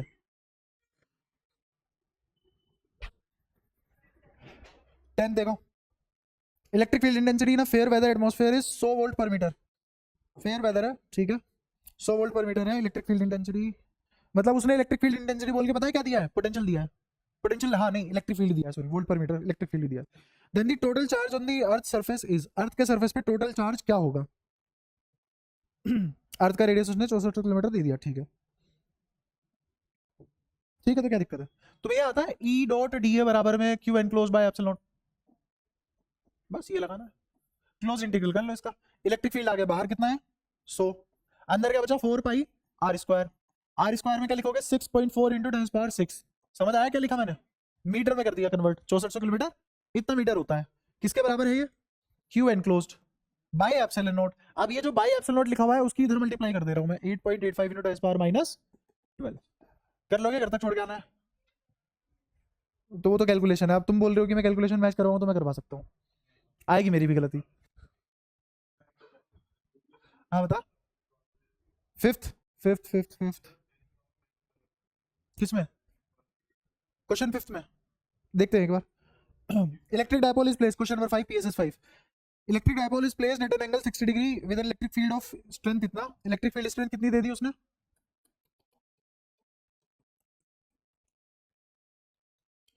इट एक्सपीरियंसेस अ टॉर्क दे दिया उसने। अरे रुक जा, पता वेरीफाई कर रहे हैं कुछ। एंगल 60 डिग्री है, calculate torque on dipole force. अच्छा अच्छा, ठीक है ठीक है। 6 पे आ जाओ, पूछना चालू करो दैट पे। सो गए भाई साहब। Question number 1, question number 2, question number 3, 4, 5, 6, 7, 8, 8, 8 देखो क्या। अरे PSS 6 क्या। हाँ असर्शन, कितनी कंफर्मेशन चाहिए, फेक आईडी पे नहीं चलती होगी कंफर्मेशन, यही चल रही है।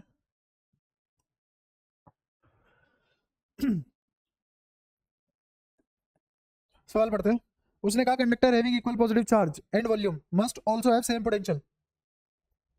Conductor having equal positive charge, दो कंडक्टर है जिनके पास इक्वल पॉजिटिव चार्ज है, चार्ज भी बराबर है और वॉल्यूम भी बराबर है, तो उनके पास सेम पोटेंशियल हो, ऐसा क्या जरूरी है?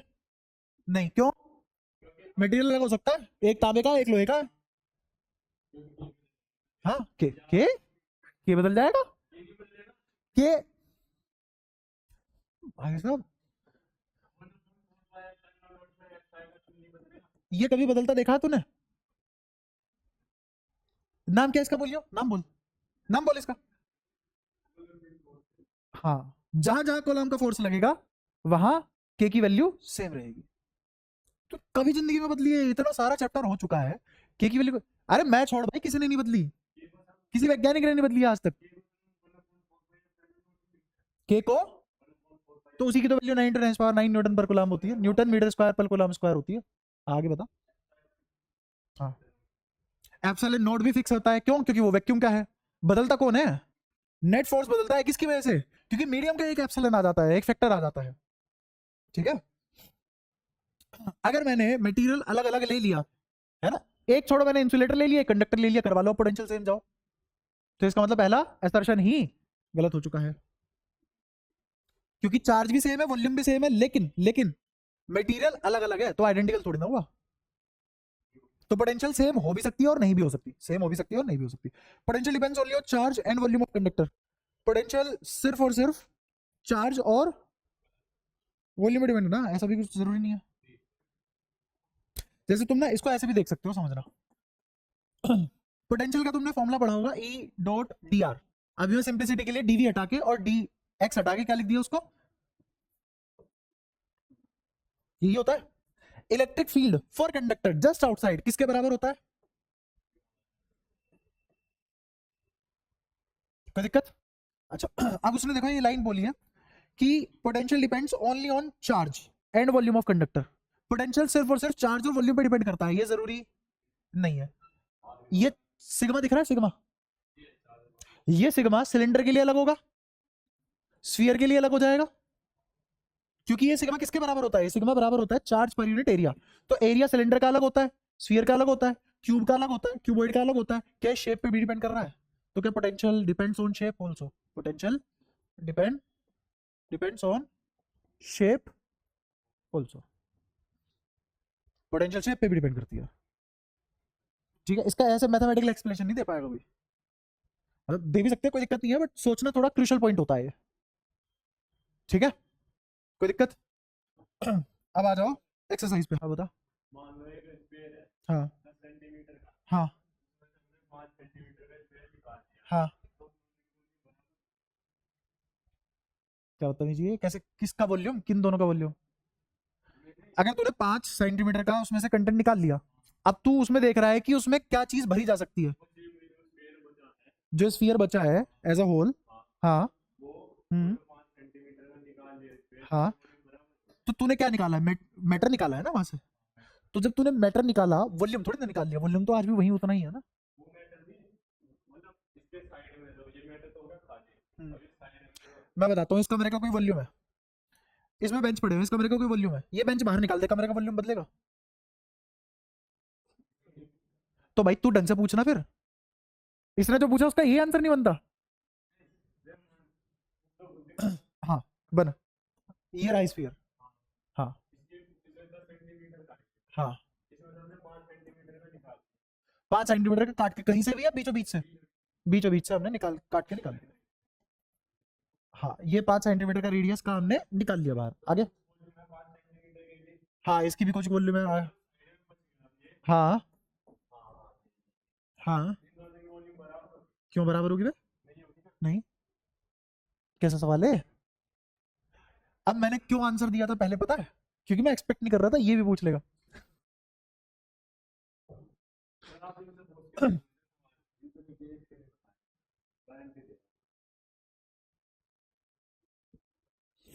देख लो भाई, अब अनपढ़ता इतनी फैल गई कि गारंटी ले सकते हैं अनपढ़ता की।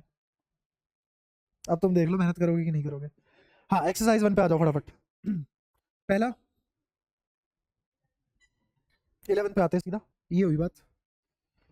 दो point charge placed at distance r in air exert a force F on each other. The value of distance r at which they experience the force 4F when they placed medium dielectric। ठीक है इतना, इसमें क्या दिक्कत आ गई? चलो देखो।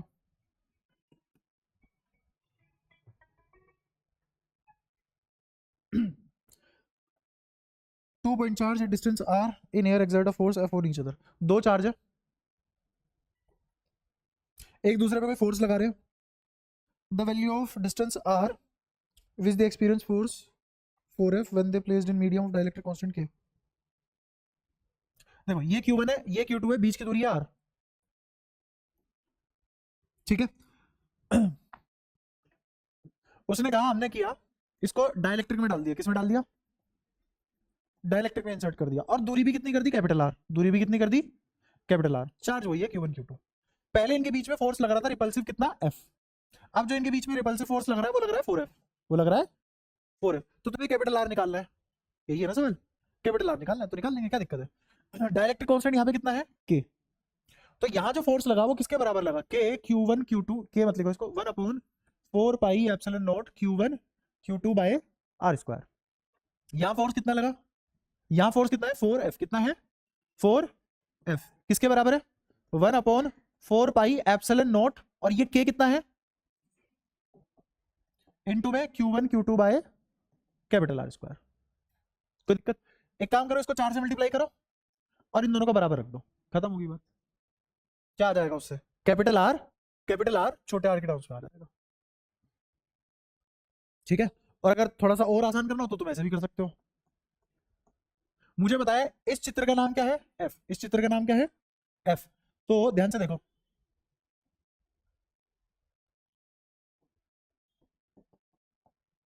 इस चित्र का भी नाम क्या होगा? F। तो 4F किसके बराबर आ गया? F/16 कैपिटल आर स्क्वायर छोटू आर स्क्वायर। F से F कैंसिल हो गया, 16 चौका 64। तो ये 64 आर स्क्वायर बराबर आर स्क्वायर। तो कैपिटल आर किसके बराबर आ गया? आर बाय किसका स्क्वायर होता है? ये 16 का। नहीं 16 का स्क्वायर नहीं, 8 का। तो आर बाय 8 आ गया। ठीक है, कोई दिक्कत? और पूछो, जल्दी पूछो, पूछते चलो फटाफट। टाइम मतलब कितना? 14। देख लेते हैं। दो infinite linear charge are placed parallel at 0.1 metre. ठीक है। दो इनफाइनाइट लीनियर चार्जेस, ठीक है। तो इसका मतलब एक λ1 एक λ2, ये दोनों रखे हमने पैरेलल एट 0.1 अपार्ट। बीच की दूरी है 0.1 मीटर। ठीक है। If each has charge density of 5, इसकी भी कितनी है? 5 माइक्रोकूलम पर मीटर। इसकी भी कितनी है? 5 microcoulomb per metre. Then the force per unit length of one of the linear charge in newton per coulomb is. ठीक है, तो क्या दिक्कत है? मुझे बताओ, इसकी वजह से इस पॉइंट पे, एक पॉइंट पे, इस पूरी वायर की वजह से, इस पूरी वायर की वजह से इस पॉइंट पे क्या इलेक्ट्रिक फील्ड होगा? इसमें तो कोई दिक्कत नहीं किसी को। लेमडा पता है अपने को, के पता है, 2 पता है, आर कितना है दोनों के बीच का? 0.1। नमस्ते। अच्छा, ये होने के बाद और क्या बोल रहा है वो? निकालना क्या है? Two infinite wire charges are placed. ठीक है। If each has charge density इतना, the force per unit length of one of the linear charge in newton per coulomb. ठीक है। तो बेसिकली मुझे फोर्स पर यूनिट लेंथ निकालना है ना? ठीक है, देख लो। ये तो आया सिर्फ और सिर्फ, क्या आया अपना निकल के? Electric field. अगर मैं इधर भी चार्ज की मल्टीप्लाई कर दूं, इधर भी चार्ज की मल्टीप्लाई कर दूं, तो क्या आ जाएगा? फोर्स, ठीक है। और अब मुझे क्या निकालना है, ये तो हो गया फोर्स, तो निकालना है force per unit length, force per unit length, ये आ गया फोर्स पर यूनिट लेंथ, ठीक है। अब दिक्कत ये है, डेटा अपने पास बहुत लिमिटेड है। डेटा लिमिटेड कैसे कैसे है? एक तो मुझे सिर्फ लैम्डा गिवन है, क्यों गिवन नहीं है अपने को?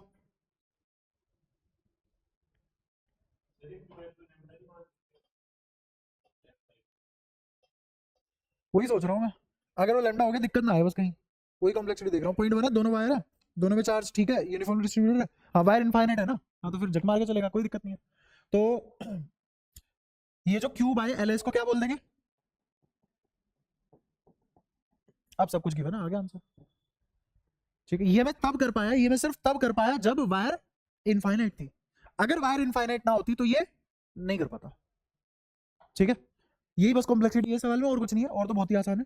अगर ये वायर इनफाइनाइट ना होती, मुझे कोई बता सकता है क्यों नहीं कर पाता मैं ऐसा? अगर ये वायर इनफाइनाइट ना होती तो मैं ऐसा क्यों नहीं कर सकता था? हाँ, क्योंकि फिर लेमडा बाय एल की वैल्यू, लेमडा बाय एल की वैल्यू मेरे को निकालनी पड़ती,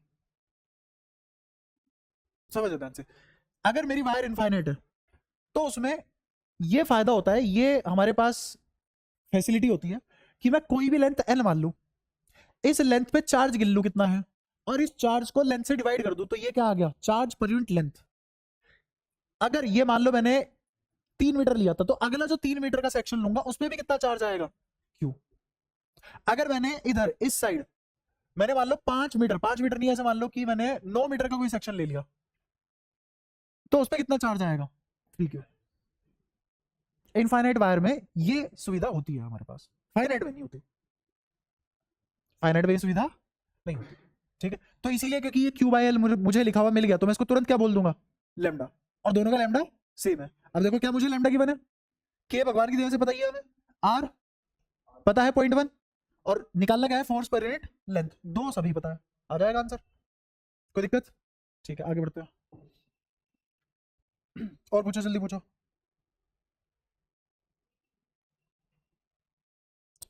18वां A charge water drop of radius 0.1 is under equilibrium in some electric, ठीक है। Charge on the drop is equivalent to electronic charge, the intensity of electric field, इसमें क्या दिक्कत है भाई? देखो, चार्ज वाटर ड्रॉप है जिसका रेडियस है 0.1 माइक्रोमीटर, माइक्रोमीटर बोले तो 10⁻⁻⁶मीटर, इंटू में 0.1 तो 10⁻⁻⁷ मीटर हो गया, ठीक है। Electric charge in drop is equivalent to electronic charge, electronic charge क्या होता है, 1.6 इंटू 10⁻⁻19 कूलम, ये हो गया इलेक्ट्रॉनिक चार्ज।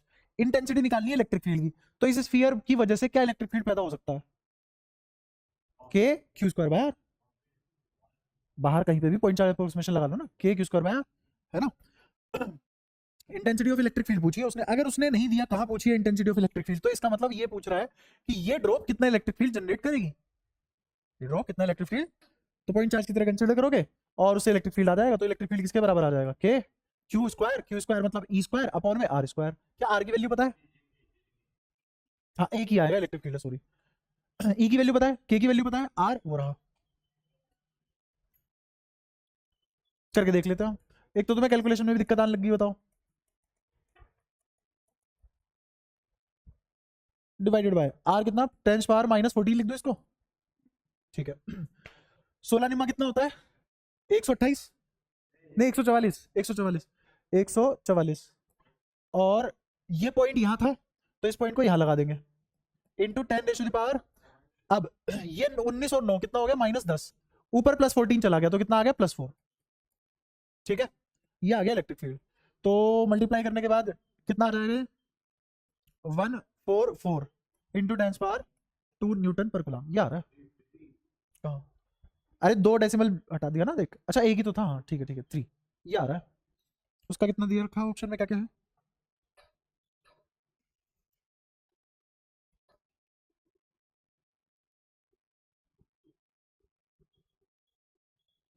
एक चार चार, एक चार चार तो कहीं नहीं लिखा उसने बेचारे ने। Charge water drop of radius 0.1 micrometre is under equilibrium in some electric field, is under equilibrium in some electric field. Charge water drop of radius 0.1 micrometer is under equilibrium in some electric field. Charge on drop is equivalent to electronic charge. वही मैं देख रहा हूँ, उसने equilibrium का जिक्र करा ना, वो लाइन नहीं पढ़ी मैंने। In under equilibrium in some electric field.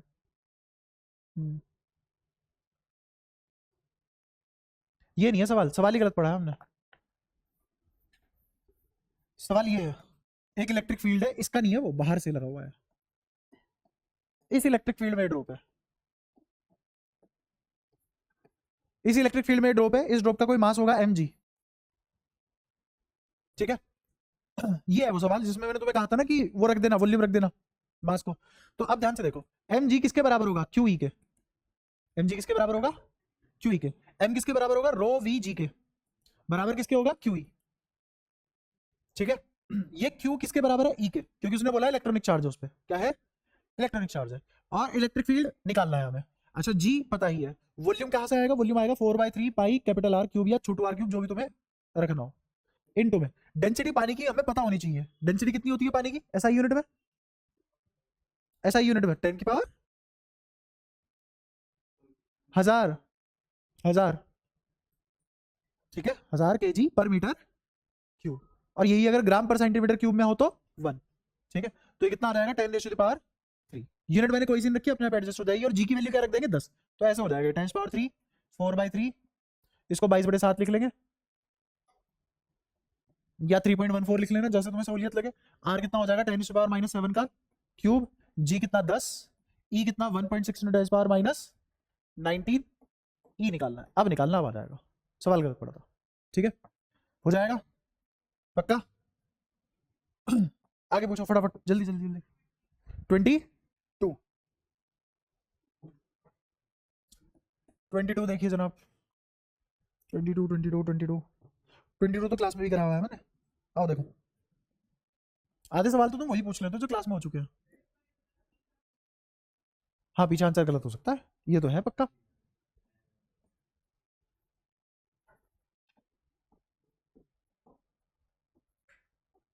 ये इलेक्ट्रिक फील्ड है इस साइड, ठीक है, तुम्हें क्या निकालना है इसमें, टाइम पीरियड निकालना है।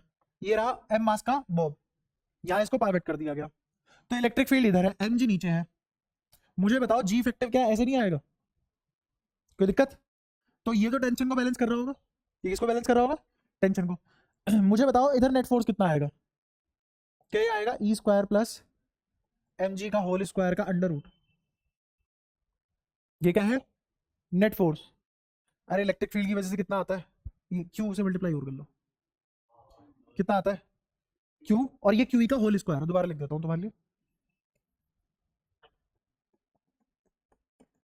क्यू का होल स्क्वायर और फिर mg का होल स्क्वायर। ऐसे मानो कि ये है F1, ये है F2, बताओ रिजल्टेंट क्या आएगा। क्या जिंदगी में कभी नहीं पढ़ा F1² प्लस F2² का रूट। ये F1 कौन है, इलेक्ट्रोस्टैटिक, ये F2 कौन है, सॉरी F1 कौन है, ग्रेविटेशन, और F2 कौन है, इलेक्ट्रोस्टैटिक।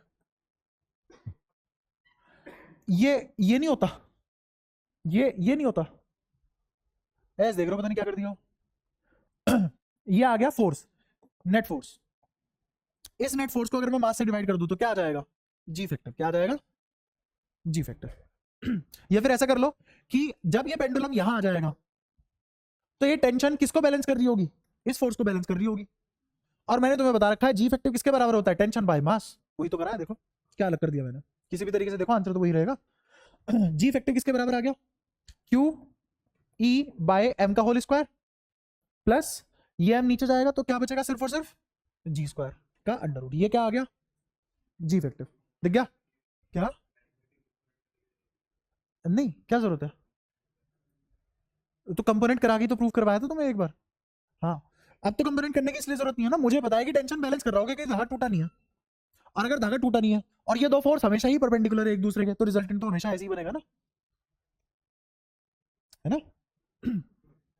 अच्छा, ये होने के बाद अब मेरे को बताओ टाइम पीरियड का फॉर्मूला क्या होता है, 2 पाई अंडर रूट, क्योंकि पेंडुलम है L/G, लेंथ गिवन है, और जी खुद कितना है, का अंडर रूट कितना, QE/m का होल स्क्वायर प्लस G²। यह आया तो ठीक है, वरना गलत है।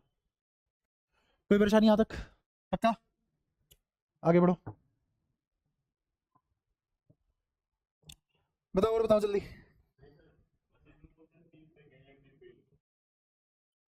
तो पोटेंशियल की भी कर लो, अरे करवा तो दिए, कैपेसिटी तो छोड़ रखा है 24। Charge particle of charge q and mass m is released from rest in a uniform electric field E, neglecting effect of gravity, the kinetic energy of the particle in time t. देखो kinetic energy का एक formula होता है p square by 2m, नहीं पता तो बता दूंगा कहां से आया, पूछो जल्दी अगर नहीं पता तो कहां से आया देख लो। काइनेटिक एनर्जी होती है हाफ एम वी स्क्वायर, देखते रहो सामने, और मोमेंटम होता है मास इंटू वेलोसिटी। एक काम करो, इसमें मास की मल्टीप्लाई कर दो, मास से डिवाइड कर दो, तो ये क्या बन गया एम स्क्वायर, तो ये लिखा जाएगा हाफ एम वी का whole square divided by M, तो क्या लिखा जाएगा half P square by M, तो ये तो लिखा हुआ है पी स्क्वायर बाय 2m। हो गया, कोई दिक्कत? ठीक है तो kinetic energy P square bye 2m है, और उसने क्या क्या दिया है मेरे को देख लेते हैं। उसने मास दिया है अपने को, चार्ज दिया है, इलेक्ट्रिक फील्ड दिया है,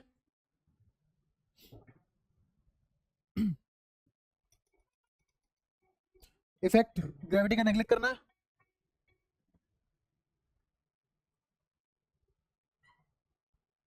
charge q, mass m is released from the rest in a uniform electric field E.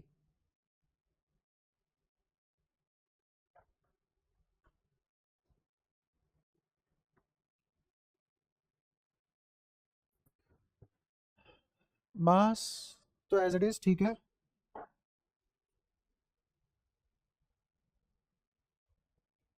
Dimension से तो मैच हो रहा है,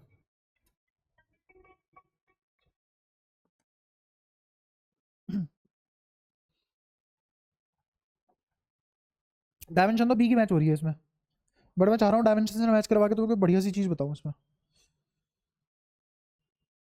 ई square Q square T square, E square Q square T square, इसकी तो डायमेंशन मैच हो रही है।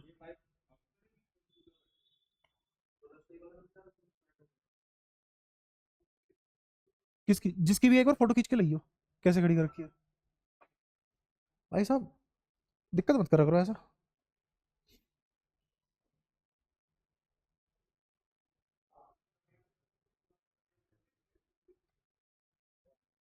देखो ध्यान से देखो,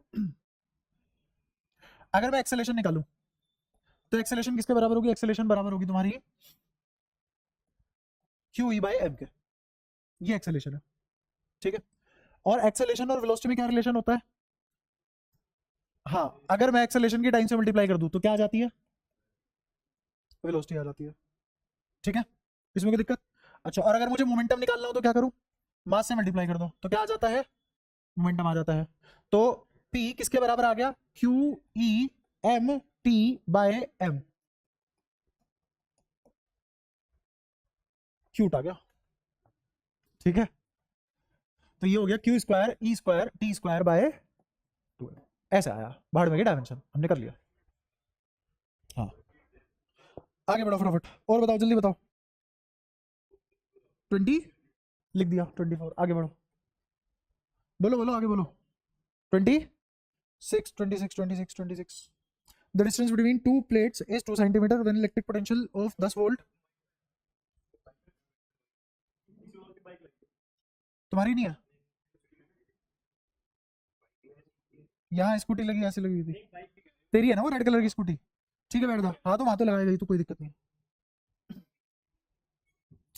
बस सामने देख, अब खुल गई तेरी नींद, शांत रहेगा।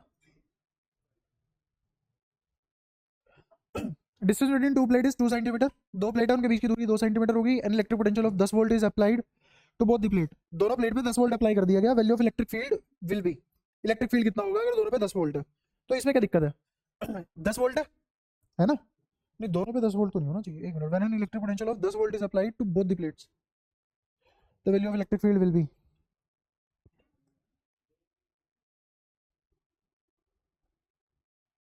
अच्छा दोनों प्लेट पे 10 वोल्ट अप्लाई करने का मतलब समझो इसमें इसलिए तुमसे नहीं हुआ थी मैं लगती।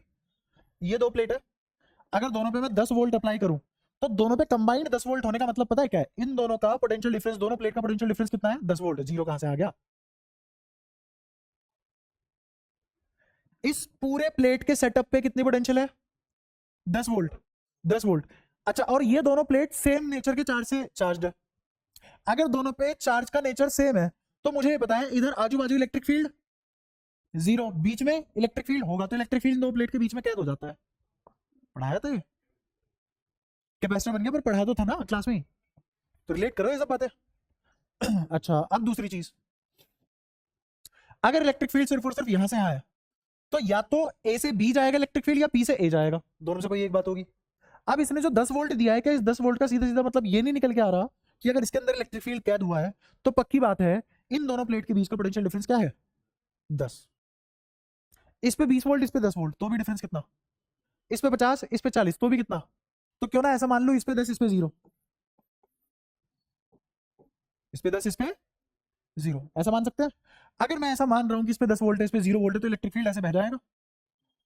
और अब तुम जानते हो इलेक्ट्रिक फील्ड कैसे निकालते हैं, ई 10 माइनस 0, ये आगे डेल्टा वी, अपन में बीच की दूरी कितनी है इनकी बोलना, 5 है, तो डिवाइड 5, 2 तो डिवाइड बाय 2, सेंटीमीटर तो इंटू 10 पावर -2। और कुछ, और कुछ हो गया।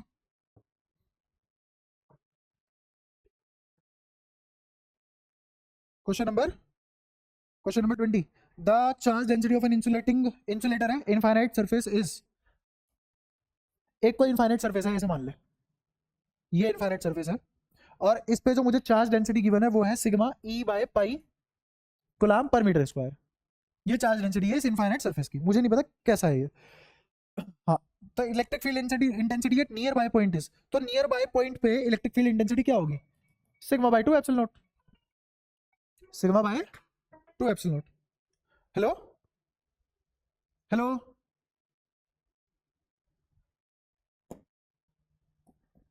दिक्कत कोई, ज्यादा परेशानी, क्या क्या, ठीक है निकाल लोगे ना, सिग्मा तुम्हें पता ही है और ये सब रख लोगे, ठीक है।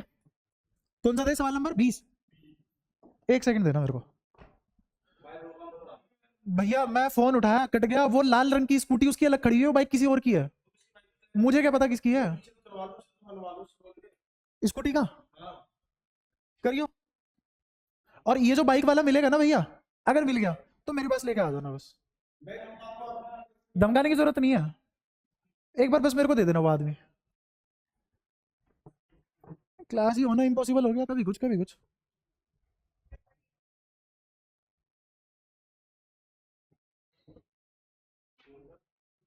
ट्वेंटी नाइन, 39, अगर तेरी हुई ना बहुत ही ज्यादा मार दूंगा आज तेरे को मैं।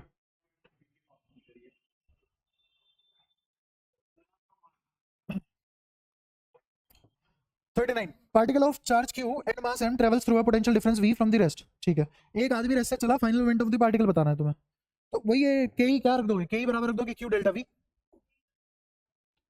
अरे तो उसके ऑप्शन तो देख ले, उसने उसमें फॉर्मेट में भी तो पुट करवाया हुआ है। अब तुम इसको ये भी तो लिख सकते हो ना, अभी अभी जैसा मैंने तुम्हें बताया पी स्क्वायर बाय 2m होता है, ठीक है। तो यहां से डेल्टा पी निकाल लो, किसके बराबर आएगा, क्या आ जाएगा 2m के ई का अंडर रूट, आ गया आंसर। अगर यही करा होता आंसर आता। अच्छा, इस के ई को भी क्या लिख सकते हो, क्यू डेल्टा वी,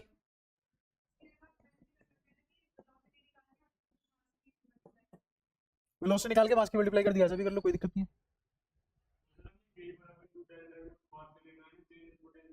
हाँ बिल्कुल बिल्कुल, किसकी थी, विवेक की ही थी वो बाइक। ये पिटेगा आज पक्का भाई, क्लास के बाद ये पढ़ता हुआ रहता है ये आंधे से। 46, if a charge is shifted from a low potential region to high potential region, the electric potential energy अब वो चार्ज इलेक्ट्रॉन भी हो सकता है और पॉजिटिव भी हो सकता है। अगर नेगेटिव चार्ज है तो अलग तरीके से बिहेव करेगा, नेगेटिव चार्ज और पॉजिटिव चार्ज है तो अलग तरीके से बिहेव करेगा, तो मे इंक्रीज और मे डिक्रीज सही ऑप्शन है, ठीक है। और बताओ, पूछो जल्दी पूछो, क्या, हाँ 38 रुक जा, हाँ 38 में बता क्या पूछ रहा है, एक मिनट एक मिनट, चू भी आ गई ना मेरे अलावा अगर किसी और से बात करने की, हाँ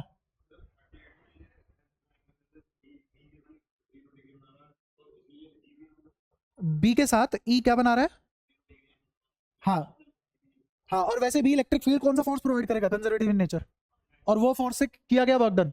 चुपचाप बैठ, क्लास के बाद बात करूंगा। इलेक्ट्रिक फील्ड जो फोर्स प्रोवाइड करेगा वो कंजर्वेटिव इन नेचर होगा। अगर वो फोर्स कंजर्वेटिव इन नेचर है तो इसका सीधा सीधा मतलब ये है work done independent of path है। तो मैं सीधा एक पोजीशन और फाइनल पोजीशन, इनिशियल पोजीशन और फाइनल पोजीशन से निकालूंगा, चाहे वो लहर क्या है मुझे उससे कोई मतलब है ही नहीं। तो मैं सीधा सीधा कौन कौन से पॉइंट पे ध्यान दूंगा, सीधा सी और ए पे ध्यान दूंगा, क्योंकि सी और बी सेम पोटेंशियल पे है, सी और बी सेम पोटेंशियल पे है। तो जब वो इक्वी पोटेंशियल पे है तो बी से लेके सी तक वर्क डन जीरो, तो सारा का सारा वर्क डन सी से है, जो बी से ए तक आएगा वर्क डन, या फिर जो बी से लेके सी और सी से लेके ए तक जो वर्क डन आएगा वही वर्क डन सी से लेके ए तक आएगा। ठीक है, हाँ और पूछो, जल्दी पूछते चलो। एक्सरसाइज 2 में आ जाओ। एक्सरसाइज 2 में पूछो, जल्दी पूछो। एक्सरसाइज में 6th रीजन पोटेंशियल इज इतना इतना, v is in volt, x y z meter, the electric force experienced by charge of 2 coulomb situation at इतना इतना। ठीक है, देखो पोटेंशियल किसका फंक्शन है, x y z, इसका मतलब मेरा पोटेंशियल तीनों में जिंदा है। और कितना है ये 6x minus 8xy minus 8y plus 6yz, ये है मेरा potential, where v is in volt and x y z are in meter. ठीक है, the electric force experienced by charge of 2 coulomb, ये चार्ज है एक 2 कूलम्ब का, ये कितना फोर्स एक्सपीरियंस करेगा कहाँ, एट 1,1,1। तो तुम्हें सबसे पहले तो ये पता होना चाहिए मेरा f किसके बराबर होता है, चाहे पोटेंशियल दिया है एनर्जी दी है, नहीं पोटेंशियल ही दिया है। तो सबसे पहले तो तुम इसकी किससे मल्टीप्लाई करोगे, पोटेंशियल एनर्जी निकालने के लिए q डेल्टा v करोगे, तो ये आ जाएगी पोटेंशियल एनर्जी। ये पोटेंशियल एनर्जी आते ही तुम क्या करोगे, तुम लिखोगे du बाय dr बराबर f, और क्योंकि ये तीनों एक्सिस में, ये तीनों के तीनों एक्सिस में है, तो तीनों के तीनों एक्सिस में कैसे निकालोगे चीजें, f को किसके बराबर लिखोगे, f को लिखोगे तुम किसके बराबर, minus del u by del x i cap, ठीक है, फिर plus del u by del y j cap plus del u by del z k cap. अब तुमने u निकाला हुआ है, u कहां से आएगा, इसमें 2 से मल्टीप्लाई कर दो, करना जरा 2 से मल्टीप्लाई कितना आ जाएगा, 12x minus 16xy minus 16y plus 12yz, आ गया u तुरंत ही हो जाएगा ना। अब इसको पार्शियल डेरिवेट करना, जब x के रिस्पेक्ट में करोगे तो x को ही कंसीडर करोगे, बाकी सब कांस्टेंट हो जाएंगे। अब ये xy है तो इसमें y तो कांस्टेंट आ गया ना, तो आंसर क्या आएगा, माइनस 16y, x का 1 हो गया, और y की जगह लास्ट में क्या पुट कर दोगे, 1, सब की जगह 1 पुट कर दोगे, क्योंकि x y z तीनों ही 1 1 1 हो जाएगा। पोटेंशियल का पार्शियल डेरिवेटिव नहीं, हाँ पोटेंशियल का पार्शियल डेरिवेटिव करते हैं तो इलेक्ट्रिक फील्ड, और अगर एनर्जी का डेरिवेटिव करते हैं तो फोर्स। एनर्जी का डेरिवेटिव फोर्स, अब इन शब्दों पे ध्यान दे, एनर्जी का डेरिवेटिव फोर्स मतलब एनर्जी कहां से डिराइव हो रही है, एनर्जी कहां से डिराइव हो रही है ना, फोर्स एनर्जी से डिराइव हो रहा है, उल्टा बोल रहे हो, फोर्स एनर्जी से डिराइव हो रहा है, फोर्स एनर्जी से डिराइव हो रहा है ना। फोर्स अगर एनर्जी से डिराइव हुआ, इसका मतलब क्या है कि एनर्जी किस भाषा में बात करेगी, फोर्स की भाषा में, तो इसका मतलब फोर्स क्या हुआ, फोर्स एक दोगला हुआ, दोगला कह रहा हूं दलाल हुआ किसका, एनर्जी और वर्क डन का, एनर्जी और वर्क डन का। इसीलिए फोर्स को क्या बोलते हैं, इंटरेक्टिंग एजेंट, इंटरेक्टिंग एजेंट।